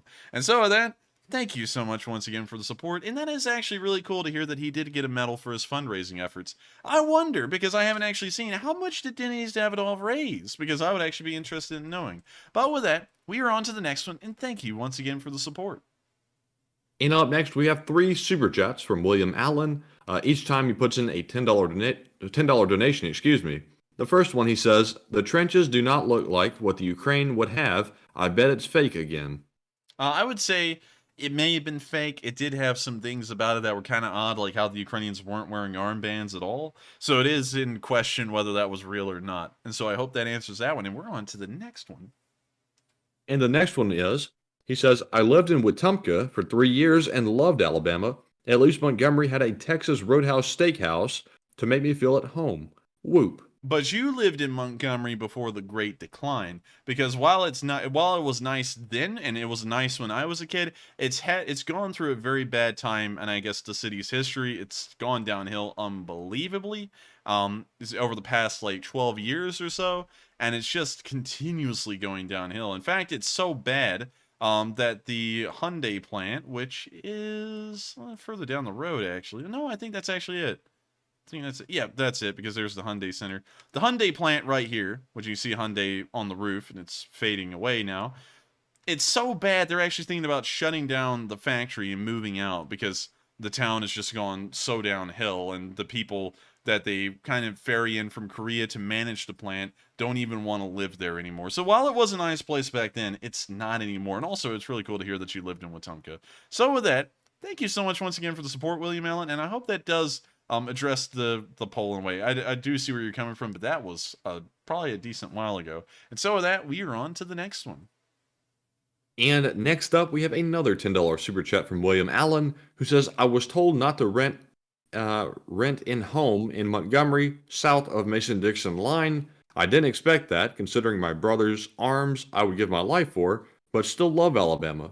CA 1996. Well, thank you so much for the support, and I would have to say that if you ever come to Alabama, make sure to avoid everything south of Birmingham. It's not that it's bad. I mean, like, there are nice places down there. Like, Auburn's pretty okay, and the Gulf Coast is, of course, great. But it's pretty tough. It's a pretty tough place in some spots. And so I would say Huntsville or Birmingham would be your best pick. And also, if y'all have never seen Huntsville, tell me this doesn't look like federal government money right here when I drop y'all down on the street. This reeks of federal money and defense spending, what this park looks like. It's unbelievable. And it's a giant koi pond. The whole thing is a koi pond filled with koi fish. It's insane. Anyways, with that, I thank you so much for the support. And I would have to say, your friends were right about Montgomery. And so with that, we are on to the next one. And thank you once again for the support. All right, and moving on to our next one, we have a $10 super chat from Susie Q, who says, "For the chocolate fund, can you say golly or golly one more time for me? It cracked me up when you said it. Haven't heard it in a long time. Thank you both for such a great recap of the news." Well, golly! Thank you so much for the support. I hope you enjoyed that little golly, and the second golly, and the third one. And so, thank you so much for the support. And also, could you reread it real quick to make sure I cover everything that it was not the golly? And the first part was for the chocolate fund. Also, thank you so much for the chocolate fund. I do enjoy myself a little bit of chocolate here and there, but honestly, I gotta be honest with y'all, if I eat too much sugar, I get incredibly sick. I'm not diabetic or anything, but for some reason, that's just how I am. Like, I have to eat a lot of salty food to eat any kind of sweet food whatsoever, so that way I don't get incredibly sick from it. And so with that, thank you for the support. I will put that towards the chocolate fund, and I'm going to make sure to put it towards the finest chocolate, because by the time I can get it, it'll have to be an incredibly small amount, and there will be a lot for the chocolate fund. And so with that, we are on to the next one, and thank you once again. And up next, we have an $8 super chat from Junebug72, who says, "Good evening, and thank you for your good cheer and generous viewer engagement, and Slava Ukraine." And thank you so much for the kind words again. We've been getting a lot of kind words tonight, and thank you to all of y'all once again. And also to address that, we try and make sure that we interact with everyone as much as we can, because it's just fun, and it of course allows y'all to have more things to do than just watch the news and just enjoy the whole experience, I guess you could say. And so thank you so much once again for the kind remarks. And I would have to hand most of the praise for interactivity over to Matthew, because I'm focusing entirely on the news coverage side of things, and he's usually covering the polls and the interactivity in the live chat. And so with that, I hope that does answer the question, and thank you so much once again for the support and those kind words. And up next, we have a $7 super chat from Smarzig, who says, "What about inviting Chris Cappy from Task and Purpose? He's a mega cool dude." Well, I thank you very much for the support, and we may consider that. It's just that it's really hard to reach out to people, because usually I reach out to them over email and they never respond back to my direct email. But we will try. And so with that, thank you so much once again for the support. I hope that does answer the question. And with that, we're on to the next one. And up next, we have a $6 donation from Martin Van Own, who says, "Thanks again much." And Martin, thank you very much for your support of the channel, and thank you for the kind words. And up next, we have a $6 super chat from AK Smithy, who says, "This is Anthony K. Smith. I thought I would streamline the name. Outback Queensland, Australia." Says, "Keep up the good work. By the way, no smoking zone." Queensland and Outback Australia. Unfortunately, I can't do Australian accents too well. Where did he say it was again? He said, "Outback Queensland, Australia." Outback Queensland. Outback Queensland. I guess you're out here near, like, I'm sure you could name off a town, because there's just nothing out here really. But let's see what the roads look like. Oh, wait a minute. They don't even go down the interstate here. Nuts. Boy. Oh my god, there's not even a road. It's like dirt. What? That's insane. We've got like, I had no idea it looked like that. That's a paved road. They don't do street view down the paved road, but they'll do it down the dirt road out here. This is nuts. What does this town look like? The town actually looks pretty decent. The town looks pretty good, but it is literally a desert. I didn't know it would look like that. I knew it was a desert. You can obviously tell, but a desert like this? This is insane. A man could die out here pretty easily, I feel. And I'm sure that's true. I think the Aborigines actually largely kept to the coasts as well. And now they stay kind of like in, I guess, in the center of Australia, in the outback. But wow, that is nuts. And so thank you so much for the support, and also letting us take a look at the outback of Queensland, Australia. Quick, we found a creature that could kill us in a minute. Let's go out there and poke it with a stick. And so with that, we're on to the next one, and thank you so much for the support. And up next, we have a $6 donation from Putin will hang in the middle of the Kremlin, who says, "We support you for your positive view and great optimism. Exactly how all we feel, I reckon." And thank you so much for the support and enjoying the optimism. Sometimes it's pretty tough to carry through on optimism because I might just be tired or, you know, I've had a bad day or something like that. But I always make sure that the tone is optimistic. I put as much effort as I can into it, and so thank you so much, Putin will hang in the middle of the Kremlin, for your kind comments about how I keep up high spirits, because I try my best, and I hope that it's reflected every single night on stream. And so with that, I hope that does answer the question, well, at least address the comment, and thank you so much once again. And next up, we have our 3 decoders of the stream, WF2U, Cife, and Mark Hodges, who have figured out the Morse code of the night. And they put in, or actually WF2U puts in a $5 super chat, and they say the first Morse code are coordinates to Yenakjeev, probably mispronouncing that badly, Donetsk Oblast, Ukraine. The second Morse code says the ATACMS is in Ukraine, and it looks like it is doing some work. You got it correct. Congratulations for getting all of that right. You did get the coordinates correct, as well as the message, and I do believe pretty reasonably at this point that the ATACMS has to be in Ukraine. There's really no other explanation for the massive volume of missiles that are being fired so far into Russian territory at this point. And so with that, I hope that does address the comment, and thank you so much once again for being our, well, all 3 of y'all for being our Morse code deciphers. I've talked to both Ashley and Mark Hodges in our Discord, and if you want to talk to me and have the small chance of saying hello to a normal guy who runs YouTube videos on YouTube, you can join the Discord server, because every once in a while I do hop into the calls and say hey to everyone. And so with that, I hope that does answer that question, well, the comment, and thank you so much once again for deciphering those Morse code messages every single night. And so with that, we're on to the next one, and thank you for everything y'all have done once again. And up next, Richard Daniel Jr. puts in another $10 super chat and says, y'all are so funny. Between Enforcer and his Russian voice and Enforcer Matt and his 40-year-old voice, y'all are the best. All right, thank you so much for the support, Richard Daniel. And I think this has actually happened progressively as the streams have gone on. I actually have a lower pitch voice. It's not as low pitch as Matthew's, but over the stream I found out to keep up my energy and make sure that it reflects through my voice, I have to make sure to keep my voice as high pitched as possible. And that's also gotten a little tough these days because it gets so high pitched that sometimes I can kind of crack my voice a little bit by just talking normally, but usually I kind of talk like this in normal talking. So it's similar to Matthew, but not really. And it's really hard to keep up an energy doing that because you just, by the way I talk doing that, it doesn't really feel like you're carrying any energy. So with that, I thank you so much once again for the support, and I hope you enjoy my great, luxurious Russian voice, because it is best in the whole Russian land, блядь. Иди нахуй, сука, блядь, где это Красная площадь? The telephone. Anyways, with that, thank you so much for the support, and we are on to the next one, блядь. And believe it or not, Richard, I can actually go lower in my voice. I'm actually making a big effort to put inflection in it so I don't sound monotone.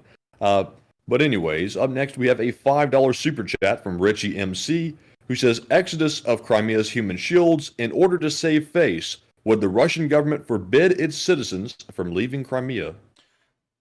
Well, now that Matthew started the battle of getting his voice lower, I now have to answer your question in an even lower voice. So, to answer that question, I would have to say that the Russians may forbid people from exiting Crimea for the explicit reason that they could spread fear and pandemonium against the rest of the Russian public in mainland Russia, and so for that reason, they most likely would tell them to stay there.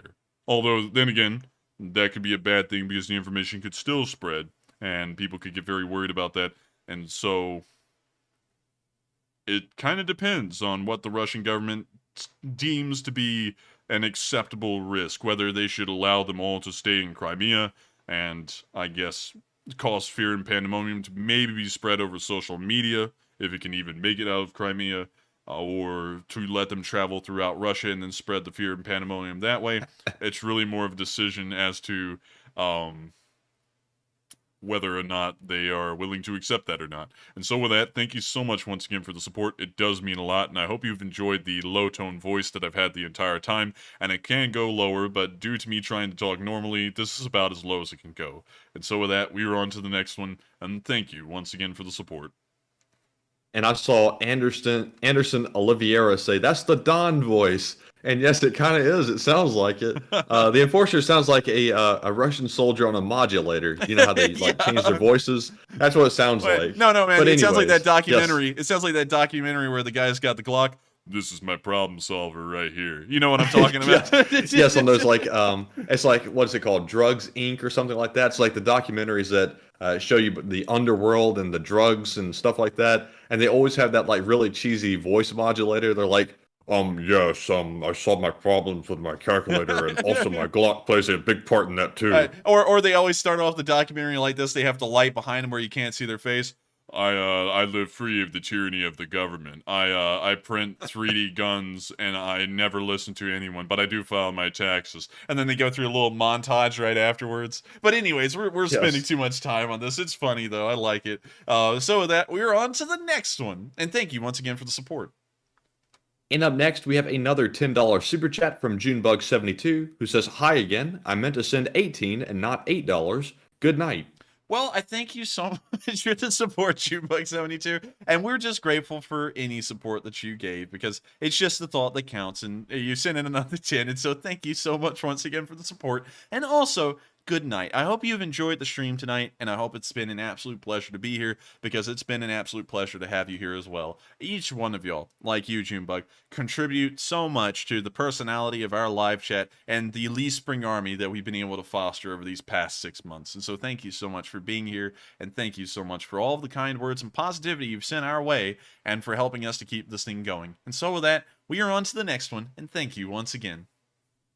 And next up, a big shout out to Sharon Tukolsky for putting in a $20 super chat and sending us a super sticker of a dog yelling, saying "epic fail." I think that's a hippo, Matthew. Or oh, that is a hippo. That's not a dog. I guess it's the hippo saying in the super chat that's an epic fail. It was in the future, I guess. Yeah, in the future, I guess. But with that, thank you so much for the support, Sharon. It does help us out a lot. And you've been around forever. And thank you for being a longtime member of this Lee Spring Army. And so with that, we are on to the next one. And up next, we have a $5 super chat from Luke Mitchell, who says, "To me, it looks like the HIMARS has a canvas that matches the profile of the normal rockets. It's hard to see because of the quality, but if you look closer, can you see the 6 circle marks in the cover?" Oh man, sadly we can't. The video quality was incredibly low. We did check it out a little bit earlier, and it's kind of throwing in the question of what I mean, like it could have been, because if it's actual individual tubes, you could easily tell, and if it's not, it would look like it because it has a canvas, but it's got that giant green cover on the back of it, so we can't really tell. But with that, I thank you so much for the support. Unfortunately, we can't really get a clear answer to that specific question, but if we can in the future, we will try. And so thank you so much once again for the support. And with that, we are on to the next one. And next up, we have a $5 donation from RJH, who says, "As someone who served as a HIMARS operator, I can confirm that was an ATACMS pod." Hey, whoa, wait, man. We just got an ATACMS operator, a HIMARS operator in here? Okay. So now, everyone get brushed aside. We actually have a HIMARS expert in the chat, and he says it's an ATACMS pod. So we're going to go with that from here forward. And so thank you so much for coming in with your expertise and clearing the waters, because regardless whether you had agreed with me or not, I would have taken your word for it, since you are a HIMARS operator, and therefore most likely more experienced than the rest of us to give a qualifier. And so with that, we now have a confirmation that that was an ATACMS pod. And so, thank you so much once again for the support, and also weighing in as well. And with that, we are on to the next one, and thank you so much for the support and clearing up the waters on that. And next up, we have a $5 super chat from Victor's Psychology Laboratory, who says, "I used to be a firefighter near a CSX yard. A quarter of our calls were accidents, derailment, runovers, and fires, etc." Runovers? Runovers? Man, if somebody gets run over by a train, that's like critical. That's like life-ending, isn't it? It's not critical, Matthew. They're getting rolled into a flat pancake. It's what happens. They're getting maimed. No, they're not getting maimed. They're paving the gravel red with their blood, because there's no way you can survive getting run over by a train. I mean, those things. Unless you put your arm under there by accident. I guess you could have your arm chopped off and still make it. Yeah, or a leg or something, but God, Oh my god, think about how painful that would be to have like an 80,000 ton train roll over your leg. I mean, honestly, if it's going, well, CSX trains don't go fast, it'd be like 15 miles an hour. So, jeez, man, that's rough. But I do thank you very much for the support and weighing in on it, because that is interesting to know that CSX does have a lot of derailments. And that's kind of why I was like, it's maybe sabotage, maybe not, because it could just not be. It could have just been a normal railroad accident, because they do happen. And so with that, I thank you so much once again for the support and giving us a little bit of your expertise and knowledge on that matter. And with that, we are on to the next one. And thank you so much once again for the support. And up next, we have a $5 super chat from Zyper Sniper 1, who says, I love the stream and great work as always. Much love from Stavanger, Norway. Stavanger, Norway. Stavanger, Norway. Can you spell that? Stavanger. Stavanger, Norway. We found it. And so, I have a feeling I'm about to be put down. This is looking like a good town from the satellite footage. So let's see what we got. God, it's good. It's a good looking town. I'd be dipped. You could live anywhere but where we are with downtown Birmingham, and it looks better. We've been robbed. What? Now, you gotta be kidding me. You gotta be joking. Let's drop down here. Oh my god. It makes me sick. It makes me sick. I don't know about you, Matthew, but I'm honestly getting miffed with how everywhere looks better than here. Yeah, it's upsetting because it's tough to move from Alabama, but at the same time, you see all these nice places and you're like, man, why can't we be in a place like that? But one thing I always think is that while we don't have incredibly nice places in Alabama, we got incredibly kind people here. And so it is kind of a bit of a trade-off. Yeah, that's true. That's true. So, I mean, like, you know, I mean, everywhere's got its plus and minuses. Really, everything equals out in the end. There's no such thing as the grass is greener elsewhere. It's almost all the same everywhere, just in different ways. Different shades of green, I guess you could say. And it's a beautiful town. I just wonder if the people are incredibly nice there, because then that would make it better than Alabama if they were just ungodly nice. But with that, I'll be honest, that grass looks a little bit greener on the map. You see that? Yeah, look at that. That's very dark green. It kind of does. That is so dark green. I mean, like, that's definitely greener. This pisses me off. Y'all got little parks and gardens on the side of a thoroughfare. Oh my god. Come on. This ain't right. Wait a minute. Oh, wow, that's an interesting political opinion. I mean, you know, politics on the stream. I was like, I looked at that, it was a political statement. I was like, but this just miffs me. I don't know why we can't have this kind of stuff. Also, I saw someone say if we want to feel better, we can go check out Fresno, California. That was actually from Junebug72, so we're going to go check out Fresno.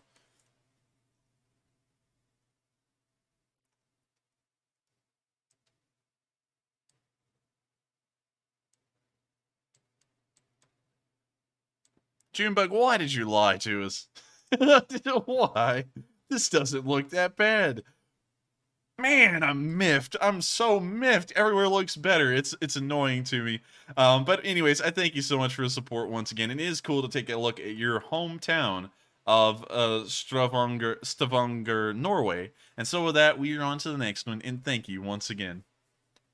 All right, and next up, we have another $20 super chat from Ted Agens, who says, I learned a long time ago as an Army retiree, verify, ask that the HIMARS operator what his MOS was. He should answer you immediately. And thank you very much for the support, Ted. And that is true. You can usually check with MOSs and stuff. But people like me who were never in the military but know well enough about the military in general, if I wanted to fake being in the military, I would just throw on a normal uniform. I make sure it follows AR 670-1 to a T. And if people ask me, what do I do in the Army? I would say, oh, I'm in 92 Alpha. And that's what I would go with forever, because it's pretty much a tank logistics role. So it seems like a mundane job. And if you go with the mundane, normal stuff, you can fool everyone. I've never done it before, but I'm sure that if you have a lot of confidence, you make sure to wear the uniform to a T. make sure that all of your hair and stuff and your facial hair is in order, everything's squared away, and you have a good story that's mundane and normal and common, people will just go with it. And so with that, thank you so much for the support. But we're not gonna quiz the guy on stream. I will believe him that he is a HIMARS operator. And with that, thank you so much for the support. And I hope that does address that comment fairly well. And with that, we are on to the next one. And up next, we have a $6 super chat from Putin will hang in the middle of the Kremlin, who says, "You two have a weird accents." Smiley face, emoji, smiley face. "We know that Ukraine is going to destroy the orcs, but unfortunately, too many people will die." And that is true, and it's an unfortunate thing, but that is war, and that's the price that everyone pays in war. And if it wasn't for them losing that many people, Ukraine would cease to exist, and then they may lose that many people anyways.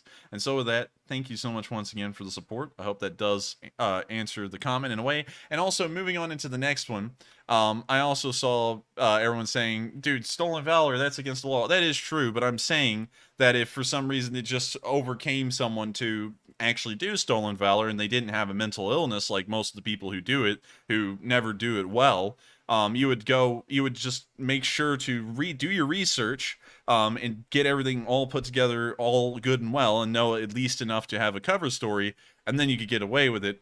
I'm not really I'm definitely not at all encouraging stolen valor. That's something that is against the law, of course, but still, if you do something confidently enough, and you actually do research on it, you can get away with it. That's why spies are sometimes able to get into areas they shouldn't be able to get into, and that's why that's why two, I believe they were Pakistanis, were able to impersonate Secret Service agents and fool the Secret Service for 2 entire years in Washington, D.C., and they were in the White House for 2 straight years. If you do your research and know your stuff well enough, you can get away with doing anything pretty much. And so with that, I hope that kind of fills out what I was meaning there, so that way people don't think I'm talking about me just going and casually committing stolen valor, because that's not the point of that. But with that, we're on to the next one. And next up, we have a $5 donation from Yoquin 546, who says, "The Ukrainians say that about 40,000 Russians have died. Yet the Pentagon says about 81,000 Russians have died. What seems more reliable?" Wait a minute, the Pentagon said 81,000 Russians have died? Yes, according to the super chat. I think that number, not to try and like immediately shoot down, but I think that number is total casualties. That includes wounded and killed, according to the Pentagon, because usually the Pentagon's reported numbers are lower than the Ukrainians. But I would have to go with the Kyiv independence numbers, because those are the numbers that the Ukrainian government is putting out.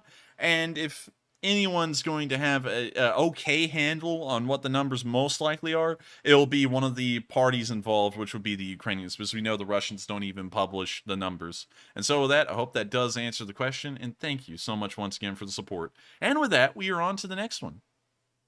And next up, we have a $20 super chat from Boxfish, who says, "Greetings from Germany." And also, hello, Boxfish, to Germany. That's really cool to know that we do have German viewers here. Analytically, y'all are actually like one of the 5 largest groups. But that is really cool. And so with that, thank you so much for support. Sadly, you didn't give us enough information to go drop down in a town. And so with that, thank you so much. And it's cool to know that there are Elite Spring Army members in Germany. And so with that, I hope that does address the comment. And with that, we are on to the next one. All right, and we have about 20 more super chats to get to. And next up, we have a $5 donation from Zyper Sniper 1, who says, "This is a statement to all Russians. If Russia attacked my homeland, Norway, I'll bring my axe to the battlefield, and I'm not going to take any prisoners." Well, thank you for the support. We're not condoning. He's about to go get them. He's about to get them. We're not condoning war crimes here, but if they invaded Norway, we would just let you do what you do. So with that, thank you so much once again for the support, and thank you for making that comment to the Russians. Also, once again, just as a special note, not going to go into it too far, but Oscarborg Fortress, pull that up. It's a really cool history. With that, we are on to the next one, and thank you once again. All right, and next up, we have a $5 donation from Augustin Lara, who says, "Chicago supports Enforcer for president. When you win, make Taco Day an official holiday." Hey, well, thank you so much for the support, and it is cool to hear that Chicago back to the Enforcer. What does Chicago look like? Now, I've heard bad things about Chicago. I'm expecting bad things. Oh my god, you gotta be kidding me. Okay, I gotta make myself feel better. I gotta go out into the suburbs. Ukrainian village? What's this look like? You gotta be kidding me. Anyways, with that, we're now going to be moving on to the next one, and thank you so much for the support, and also, I thank Chicago for standing with Enforcer for president in 2040. And with that, we're on to the next one. And next up, we have a $5 super chat from Mark Pellet, who says, I think the U.S., along with a lot of advanced weapons countries, are using Ukraine as a testing field. Slava Ukraine. Slava Ukraini. And also, I would agree with that because we can see that they're sending over some of the newer stuff pretty much to see how it'll pair up directly against the Russian army itself. And so with that, thank you so much once again. I hope that does answer the question, and we are on to the next one. And next up, we have a $5 super chat from Zyper Sniper 1, who says, I started watching your stream since day 2 because I got your channel on recommended, so like the stream. Well, thank you so much for the support, and that's cool to hear we have a day tour here, because there are very few of y'all. And so with that, thank you so much once again for the support, and that is cool to hear that I did show up in people's recommended time, just all over the place. And so with that, I hope that does address the question, well, the comment, and thank you once again. With that, we're on to the next one. And moving on, we have a $5 super chat from Data Relay, who says, I need a radio check. How do you read me, guys?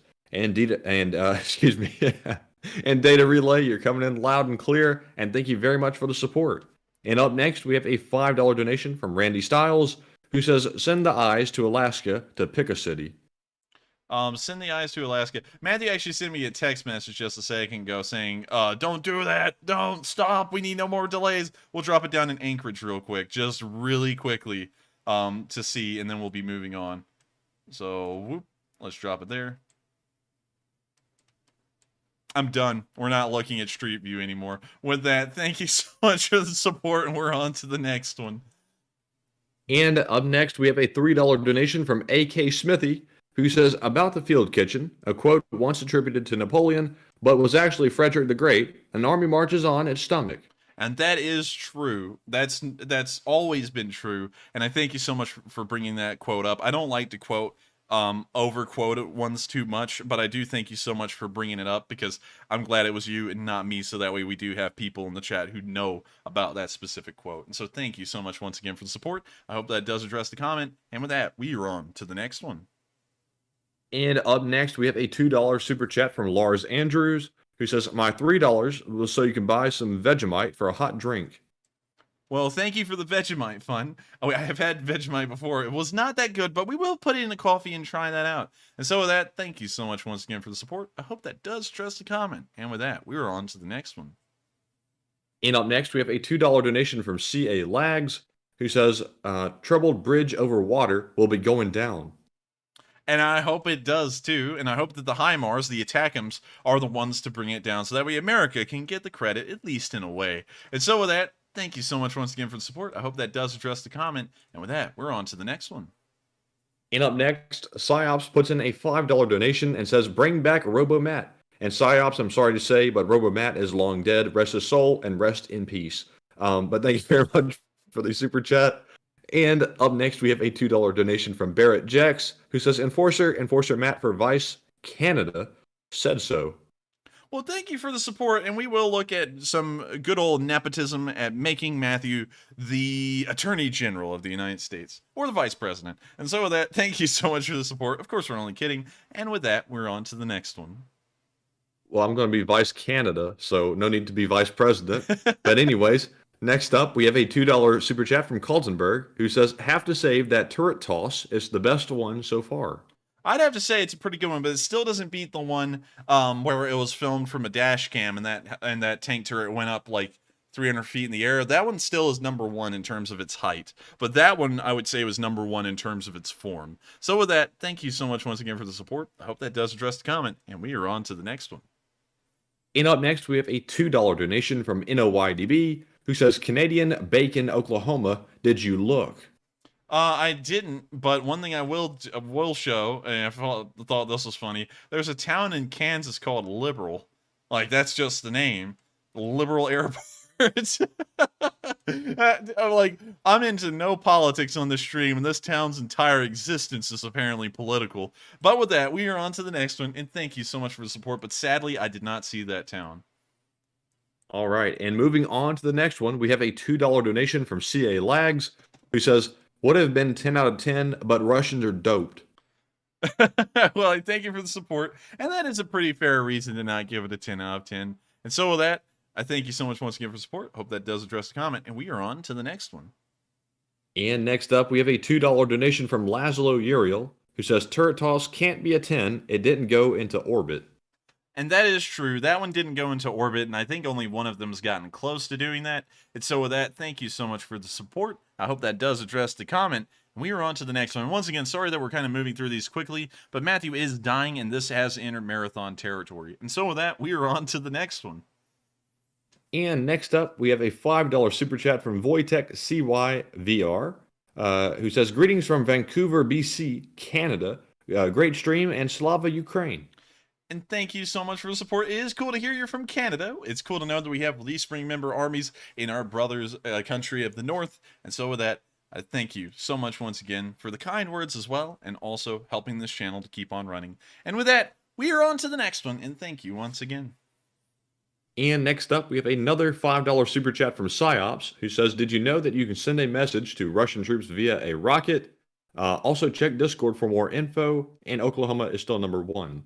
And thank you for the support. We have looked into that before, but unfortunately, due to it not being able to be set up on the YouTube live chat as a fundraiser, we unfortunately wouldn't be able to do that. But it's still a really cool one. And so with that, I thank you so much once again for the support. Hope that does address the comment. And we're on to the next one. And next up, we have a $2 donation from Kaltenberg, who says, focus. And thank you, Kaltenberg, for the reminder. We are trying to focus as fast as we can and get through these before Matthew falls over dead. And so with that, thank you so much once again for the support. I hope that does answer the comment. We're on to the next one. And next up, we have a $2 donation from T77, who does not leave a comment, but thank you very much for your support. And finally, we have a $2 donation from Ben Tommen, who says, funds to finance the funds. Greetings from Chili's. Chile the country. Chili's. Not Chili's the restaurant. Chile the country. Greetings from Chili's, the faraway country of Chili's. Where is Chili's down here? I know it's here. There it is. He's from Chili's. Behold, Chili's. Behold, the country of Chile. And so that, thank you so much for the support. We're only playing. We know you're from the country of Chile, which has the capital of Santiago, right there.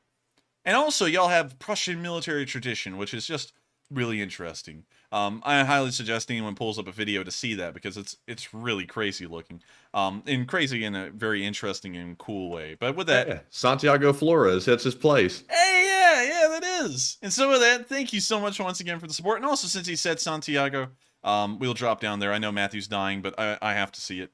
Let's drop down. Drop. Not bad, actually. It's not as great as the other places we've seen, but still, it's not that bad. It's like Birmingham par, or a little bit better, maybe. So with that, I hope that does address the comment, and we are on to the live chats. Apparently, we got one more left, though. I just saw it come in, and then we'll be answering 3 live chat questions just due to time constraints. And that last super chat is from Psyops, who puts in a $5 donation and says, if Robo-Matt is dead, the other will die too. Muhahaha. Super chats to the moon. Well, I thank you for the support, Psyops. And also, that's like the whole Captain Kirk thing from Star Trek, you know, where he turned into the evil side and the good side, you know? Yeah. Oh, yes. Yeah. Matthew's so dead, he's not getting the cues. But thank you so much once again for the support, and I hope that does address the comment. And so, we're now moving into the live chat questions. We're going to answer 3 of them, and then we're going to have to round out tonight's stream. And so, on to the first one. And first up, we have a question from Locathor, who says, how fast will NATO get involved if the Zaporizhzhia nuclear power plant goes south, as in starts leaking massive amounts of radiation? It's really hard to determine, but if the radiation started to affect a NATO country like Romania heavily, it could be within weeks or months. And so with that, I hope that does address the comment, and thank you so much once again. And with that, we're on to the next one. And up next, we have a question from Woody Stems, who says, a pleasant surprise to see that Kimber handguns were donated to Ukraine. There's a great new book by a former Kimber executive called Gunfight. Highly recommended. And I'll make sure to try and check out that book whenever I have the time. But it is really cool to know that Kimber did donate like a personal little collection of pistols of their own that they produced to Ukraine. And it does show that the Kimber company is with Ukraine. And so with that, thank you so much once again for that little observation and comment there. And we will make sure to check out that book. I just saw we got one more super chat in, so we'll answer that. And then we'll answer the last live chat question of the night. And up next, we have a $20 super chat from Sick Lid, who says, Katsubi, Alaska is one of the most dangerous cities in America. Oh, I'm sorry, Matthew. We got to pull it up. It's here in front of our eyes. We have to see it. Oh, it's this town. I know what you're talking about. It's got like the high crime rate. Let's drop down there. Wow, it's such a bad place that camera's tilted in like some odd way. But I could see it, and also it's such a cool place. The school's elevated off the ground. So with that, thank you so much for the support. And also pointing that out. We did check it out, and it does have a pretty high crime rate. And so with that, I hope that does answer the question. Well, the comment, really. And we're now on to the final question of the night. So who is the lucky last person who threw in that lucky last question of the night?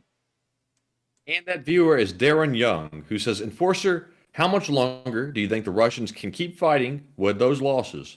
I think the Russians could probably keep up for a few more months, probably into the early months of next year, until they finally have to bow out just due to the overwhelming amount of losses they take. That's, once again, just my opinion. It's not really based on a lot of historical precedent. It's just a lot of assumptions. So take that with a grain of salt. But with that last question being answered, it is now time to end this stream. I thank you all so much once again for watching. I just checked and we're at 82,914 subscribers. If you would like to help us to finally reach 83,000, please do hit the subscribe button because it does help out a lot. And so with that in mind, I thank you all so much once again for watching, and I will see you all tomorrow at 10 p.m. Eastern Time to cover the day 178 news of the war in Ukraine. Thank you all once again. Take care and have a great night.